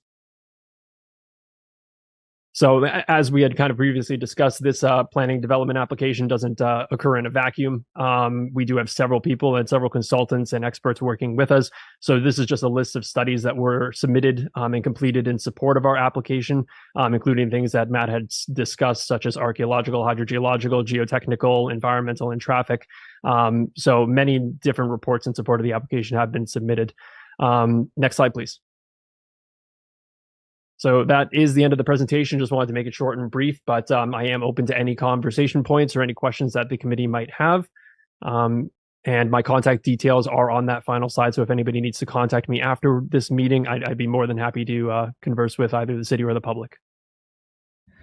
Thank you, Mr. Franklin. Committee, any questions at this time? Member O'Reilly? Just a quick one. Seeing you representing both parcels of land and realizing we've got a process to go through, are you planning on getting started on these projects once the approval and has been approved by, if it's approved by council and meet all the requirements? You're planning on starting these projects this year, or would it be next year? It really would depend probably on servicing allocations. I understand that right now the city of Kawartha Lakes is undergoing their environmental assessment for water and servicing capacity. So that is currently why the holding provision is on our zoning bylaw amendment application, to ensure that everything is in place. But the applicants would certainly be looking to start whenever they can with their developments upon approvals from council and getting their appropriate building permits set into place. There's a couple of small applications to the east, so you might want to get it in sooner rather than later. I think they might have a little bit of that servicing allocation going towards them, huh? Any further questions for Mr. Mr. Franklin? Okay, seeing none. Does anyone from the public wish to speak to the application? Anyone from the public wishing? Go ahead. Thank you, Chair. I'm more concerned about these archaeological studies. We looked at the one that Tribute Community had done, and it was not done properly. So I would be requesting full copies of the archaeological study. In fact, we found that a lot of these archaeological studies are not complete. They're not done properly. And I'm going to be very frank, they're fudged to get approval. We know from our history that our First Nations were all through that whole area. And I'm not sure a lot of people, when they do the archaeological study, know what they're looking for. I have ancient tools. They look like stone that back 10,000 years. So this is why we're concerned. On Tribute Home, they supposedly done a phase 2 to 4, and all they did was walk up and down the corn rows on solid ground. That's not an archaeological study.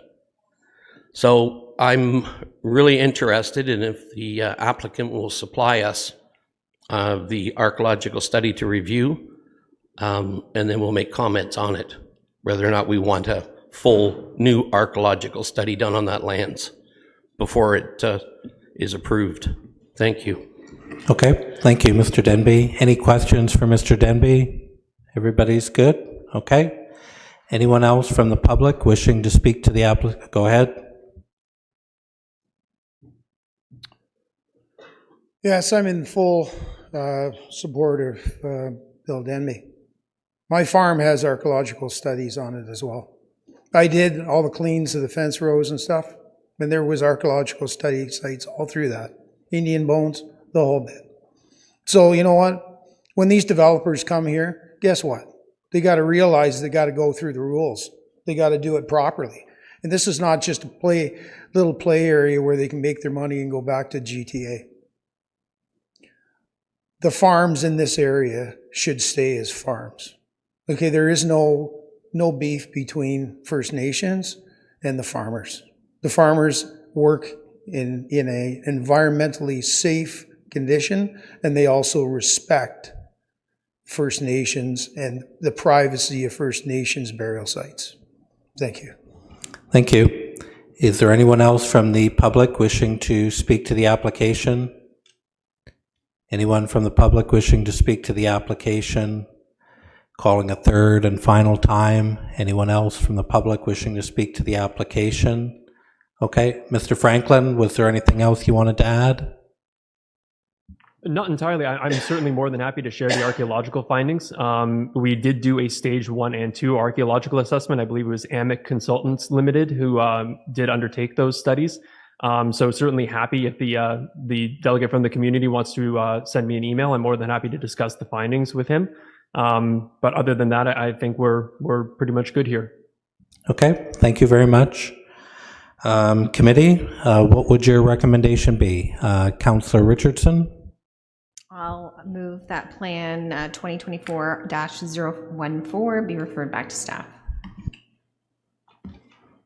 Okay, so motion that report plan 2024-0114, Town of Lindsay official plan amendment, zoning bylaw amendment, and draft plan of subdivision at 203, 207, and 213 Kawartha Lakes Road 36, Highway 36, Town of Lindsay, be received for information, and that report plan 2024-014 be referred back to staff to address public and agency comment and for further review of the technical studies. Seconder for the motion, Councillor Warren. Any discussion? Calling the question, all in favor? Any opposed? That carries. Thank you. That brings us to item 3.5, Plan 2024-015, an application to amend the Kawartha Lakes official plan at 9 Farmingdale Lane, Kirkfield. Go ahead, Mr. Alexander, I lost you there. Go ahead. That's okay. I was just organizing myself here. Thank you very much. This is an application for official plan amendment to provide a site-specific exception policy to permit the future creation of 3 residential lots from the subject lands. The subject lands are illustrated here in this graphic. You can see that it's located just west of Balsam Lake at the corner of Highgate Road and Farmingdale Lane. Farmingdale Lane, sorry, is the piece in the middle there. The site is municipally known as 9 Farmingdale Lane. It's located west of Balsam Lake, as I mentioned. The subject site has frontage on Homewood Park Road and Highgate Road. The site currently contains one existing dwelling and a barn at the northeast corner of the site. The existing single detached dwelling and barn are accessed from Farmingdale Lane, which is, as I mentioned, located, I believe, in this area. The City of Kawartha Lakes official plan designates the subject property as rural, with a small area designated as environmental protection in the area of a water course identified on site. Schedule B7 of the official plan also identifies the site as containing locally significant wetlands to the northwest, unevaluated wetlands, significant woodlands, and significant wildlife habitat on the western portion of the property. There is also provincially significant wetland on the other side of Homewood Park Road to the east. The site is not considered prime agricultural land, and the portion of the proposed new lots to be created is within Kawartha Conservation's regulated area. The total area of the subject property is over 214 acres or 86 hectares. But the portion that is proposed to be severed at a future date is identified here in red along Homewood Park Road. The applicant proposes to amend the official plan to implement a special rural designation policy that would support the creation of 3 new lots by consent at a future date. This area in red, these 3 new lots represent a total of 5.5 hectares in area, and they are proposed to be accessed from Homewood Park Road. While there's currently no development proposal, so there is no existing application for the severance at this time, the intent is that each of those lots would support the development of a single detached dwelling. For conformity with the growth plan and consistency with the provincial policy statement, we look to the rural area and rural lands policies. Section 2.2.9 of the growth plan provides direction for development in rural areas. It states that development outside of settlement areas may be permitted on rural lands provided that they are compatible with the rural landscape and surrounding local land uses, that they will be sustained by rural service levels and will not adversely affect the protection of agricultural uses and other resource-based uses such as mineral aggregate operations. The environmental impact study that was submitted in support of the application concludes that the proposed 3 new lots can be accommodated without negative impacts to the natural heritage features, provided that certain mitigation measures are implemented. A portion of the site is also located within Kawartha Conservation's regulated area, and so they were circulated and we are awaiting their comments. Regarding the provincial policy statement, once again, the rural lands policies apply. Section 1.1.5.2 permits residential development, including lot creation, that is locally appropriate on rural lands. And because the lands are not considered prime agricultural lands, the usual policies related to agricultural lands don't apply here. Section 1.1.58 directs that the creation of lots in rural areas shall comply with minimum distance separation formula. The agricultural impact brief, which was submitted with the application, concluded that there are no compatibility issues anticipated as a result of the application based on MDS. There is also direction in the provincial policy statement stating that planning authorities may allow lot creation in rural areas only if there's confirmation of sufficient reserve sewage system capacity and water system capacity. The applicant submitted a functional servicing report and hydrogeological reports that indicate that a private well and septic systems for the proposed lots are feasible, taking into consideration design recommendations presented in the reports. Staff notes, however, that the proposed new lots have not received an on-site evaluation to confirm the information presented in these reports. So that would be something that would be required prior to a decision on the lot creation, at least. And so final conformity and consistency with the provincial growth plan and the provincial policy statement will have to wait until the technical reports are reviewed and comments are received. At the level of City of Kawartha Lake's official plan, the designation, as I mentioned, is rural, with a portion that is identified as environmental protection. The rural designation permits limited low-density single detached dwellings. The subject site is not currently used for agriculture or farming operations, and as I mentioned, it is not considered prime agricultural lands. Under section 16.3.5 and 16.3.7, the official plan permits lot creation in the rural designation for dwellings rendered surplus as a result of farm consolidation or dwellings for a retired farmer. However, that is not the case for this application. Since the new lot creation is not tied to a farm consolidation or the retirement of a farmer, that is the trigger for this official plan amendment. 3 new lots from a rural property such as this is not expressly permitted by the official plan. The official plan also identifies, as I mentioned, environmental protection areas. The proposed separate lots are outside of the portion identified as environmental protection, and the applicant submitted an environmental impact study related to the proposal. The initial environmental impact study contemplated 5 new lots. However, that proposal has been amended to 3 new lots, and the EIS, the applicant provided an addendum to the EIS stating that the 3 proposed lots would also be no concern from an environmental perspective. We are still awaiting comments from Conservation Authority since the proposal is within their regulated area. I'll also note that an archaeological assessment was completed. Stage 1 and Stage 2 were completed and submitted in support of the application.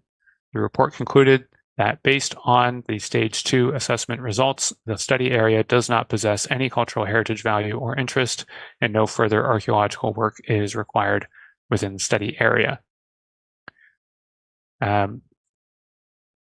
Section 33 of the official plan relates to consent applications and states that consents may be considered only when the land fronts on an assumed public road. In this case, it does. That is built to a standard and maintained year-round by the city or province. Section 33.3.4 states that consents should not be granted where access may create a traffic hazard because of limited sightlines or curves or grades. The applicant has submitted a sightline assessment, which concluded that visibility requirements for access for the 3 new lots can be maintained and requirements for the proposed entrances can be satisfied. So based on our review and the outstanding technical reviews that we are still waiting on, we can't yet determine conformity with the official plan. The proposal is not to exempt the future consent from other technical requirements, but simply to permit the submission of a consent application. Under the zoning bylaw, Township of Bexley zoning bylaw 93-09, the subject property is zoned rural general. The rural general zone only permits 1 single detached dwelling, along with other uses, accessory uses. Section 7.2.1.7 states that where severances occur on properties zoned rural general, the following applies. Where a lot is created by consent, such a lot shall only be used in accordance with sections 10 and 10.1 and 10.2 of the bylaw, but shall not exceed a lot area of 2 hectares.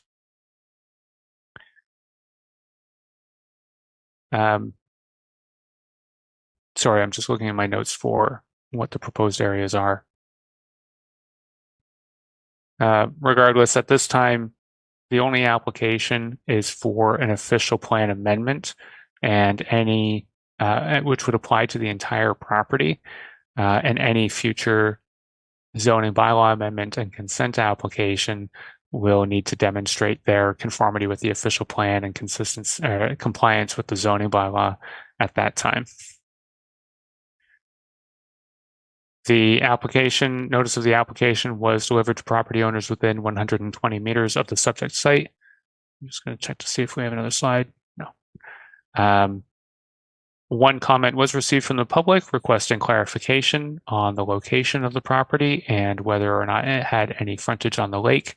As you can see from the previous slides, the subject lands do not have frontage on the lake. Building and septic plans examiner expressed no concerns with the application. However, an evaluation of the functional servicing report and hydrogeological study was undertaken. The information indicates that the land is viable for private on-site sewage disposal systems, and the reports indicate that nitrate attenuation can be obtained within the proposed property boundary, and phosphorus attenuation can also be accomplished with the importation of appropriate fill materials in the sewage system areas. However, as I mentioned, the properties have not received an on-site evaluation to confirm the information presented, and so that can be provided at a later date, since there are more applications that would be necessary before development would proceed. The septic building and septic division does reserve the right for further comments at the time of a subsequent submission, of course. So overall, the application generally conforms with the rural policies of the growth plan and the provincial policy statement. However, there are still some details that we'd like to confirm with the applicant and resolve regarding the proposed official plan amendment. And for that reason, we recommend that the application be referred back to staff until the technical reviews have been completed and we are able to address some of those concerns with the applicant. Thank you. Thank you. Committee, any questions of Mr. Alexander at this time? Okay, seeing none. Does the applicant, owner, or their agent wish to speak to the application? Go ahead. Thank you, Mr. Chair. Through you, good afternoon, members of committee and staff, and thank you for having me here today. My name is Diana Kay from DM Wells Associates Limited, and I am the planning consultant on behalf of the owner. I apologize for my voice. I'm getting over a cold, so hopefully it will hang on for this presentation. I will be as brief as possible. I'll also touch upon some of the items that Mr. Alexander provided just for some clarification. I would like to thank Mr. Alexander from WSP for his thorough review of the application and the staff report. This project has been in the works for several years with a lot of work being done over those years and a lot of communication with staff. So we're happy to see it finally at a public meeting. We do note that staff is recommending the report be referred back to staff until such time as all agencies have commented. It is also my understanding that we will soon be receiving a comment memo, hopefully this week, so we can address any of those outstanding comments. I would like to identify the fact that we received comments from KRCA yesterday. I did forward those on to Mr. Alexander during this meeting. KRCA sent them directly to me. So just heads up on that, Mr. Alexander, that they're in your inbox. And so KRCA did indicate that they have no objection with the application, but they will require a karst assessment at the time of the consent application. So obviously they have identified some karst within the property, so we just want to make sure that the site is developable and that we assess that rock. We also received some comments from Alderville First Nation this morning, and so currently we are addressing those comments and we'll be responding back to their representative and working with them over the next few weeks to ensure that we are maintaining their consultation requirements. So the application before you today is for an official plan amendment to the City of Court Lake's official plan, and the amendment will facilitate the applications for future severances for 3 rural residential lots on the subject property. The designation currently would only otherwise permit 1 severance for a retiring farmer, an agriculture-related severance, and a severance that is deemed as a surplus lot to a farm consolidation. I would like to note that the City of Court Lake's official plan, while does not currently permit severances outside of these options, these policies are based on some older provincial direction that has since been revised under the 2020 PPS. The 2020 PPS does allow for lot creation in rural areas that are locally appropriate. And so through our planning analysis and supporting technical studies, we have demonstrated that the lots are locally appropriate and can be developed and serviced in a manner that is compatible with the rural and rural residential landscape of the area and can be sustained by rural service levels. The property is not considered prime agricultural land and contains predominantly Class 6 soils. We did do an agricultural impact brief assessing the land and embedded that in the planning report, so the information is there. And the property has not been historically farmed and is not suitable for farming. So no farming potential would be removed as a result of the proposed amendment to facilitate the severance. To the east of the subject property, there are several residential lots, smaller in area than what we are proposing. However, they are similar. And there are some larger rural residential lots that exist to the west of the subject property. As Mr. Alexander provided, we did provide various studies in support of the application, including a traffic impact study and a sightline assessment, which demonstrated that there will be no negative impacts to traffic service levels and that sightlines are clear for the proposed entrances to the lots. The environmental impact study was also completed, which delineated the natural heritage features on site. The proposed development is located outside of these features and their associated buffer areas. The stage 1 and 2 archaeological assessment was also completed and provides that the area is clear of archaeological material and does not possess any cultural heritage value.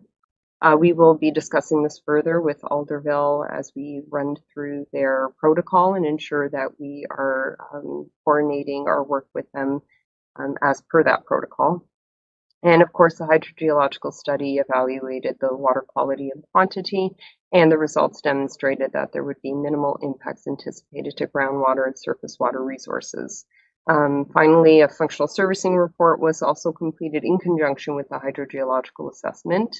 And this was to identify the fact that given we're in a rural area and the lack of municipal services, the lots will have to be serviced by private individual well and septic systems. And it demonstrates that there is sufficient water to service the lots and there's enough area for nitrate attenuation. We will be working further with the building department with respect to the septics. The septic permits as we go through the process and hopefully get the approval for the amendment in the future and then carry on to the consent application. So that's when we'll really get into the details of the work of the septic information to satisfy the requirements for the building department. And so it is noted in staff's report. The lots themselves are, they range from 1.5 hectares to 1.98 hectares, so it meets that 2 hectare requirement. We don't exceed that. And so the direction in the official plan, the direction in the zoning bylaw is that, if you're creating a lot, a rural residential lot in the rural area, that it must comply with the rural residential lot zone provisions, and the proposed lot area and frontage of these lots do comply with the zoning provisions of the rural residential zone. So there are no issues with respect to the zoning provisions of the area and frontage of the proposed lots. So at this point, that concludes my summary, and I am available for any questions. Thank you. Thank you, Ms. Kay. Committee, any questions at this time? Member O'Reilly? Thanks, through you too, Deanna. Any idea how long it might be to get the other studies completed, or just the ballpark time, or if there's any urgency for it? Or Through you, Mr. Chair. So all the studies that we were required to submit as part of the official plan amendment are complete and are currently being reviewed by staff. We are finding out through the comments that the additional karst assessment that would be required at consent application time. I would say it takes a few months for the investigation and the reports to be completed for that. So it will really depend on timing of when we can get field staff out there to investigate the geology of the site. Follow up. So did I hear you say that you think the studies are complete for the official plan amendment? So if that is the case, we could support that at today's meeting? Through you, Mr. Chair, I was coming here today hoping that we could get an approval, knowing that we did get all the outstanding comments. However, with respect to Alderville, we do have to fulfill their notice requirement. So we only received that comment this morning.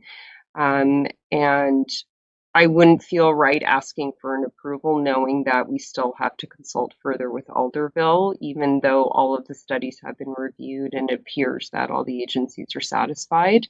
Also, I'd like to offer Mr. Alexander the opportunity to review KRCA's letter this morning so he can ensure that he's also supportive of the file itself. So as much as I would love an approval, I want to err on the side of caution and ensure that we are satisfying Alderville First Nation, of course, and that Mr. Alexander has time to review that letter, feels comfortable with the recommendation. I like where your head's at, though. Thank you. Any further questions from committee? Okay, seeing none. Does anyone from the public wish to speak to the application?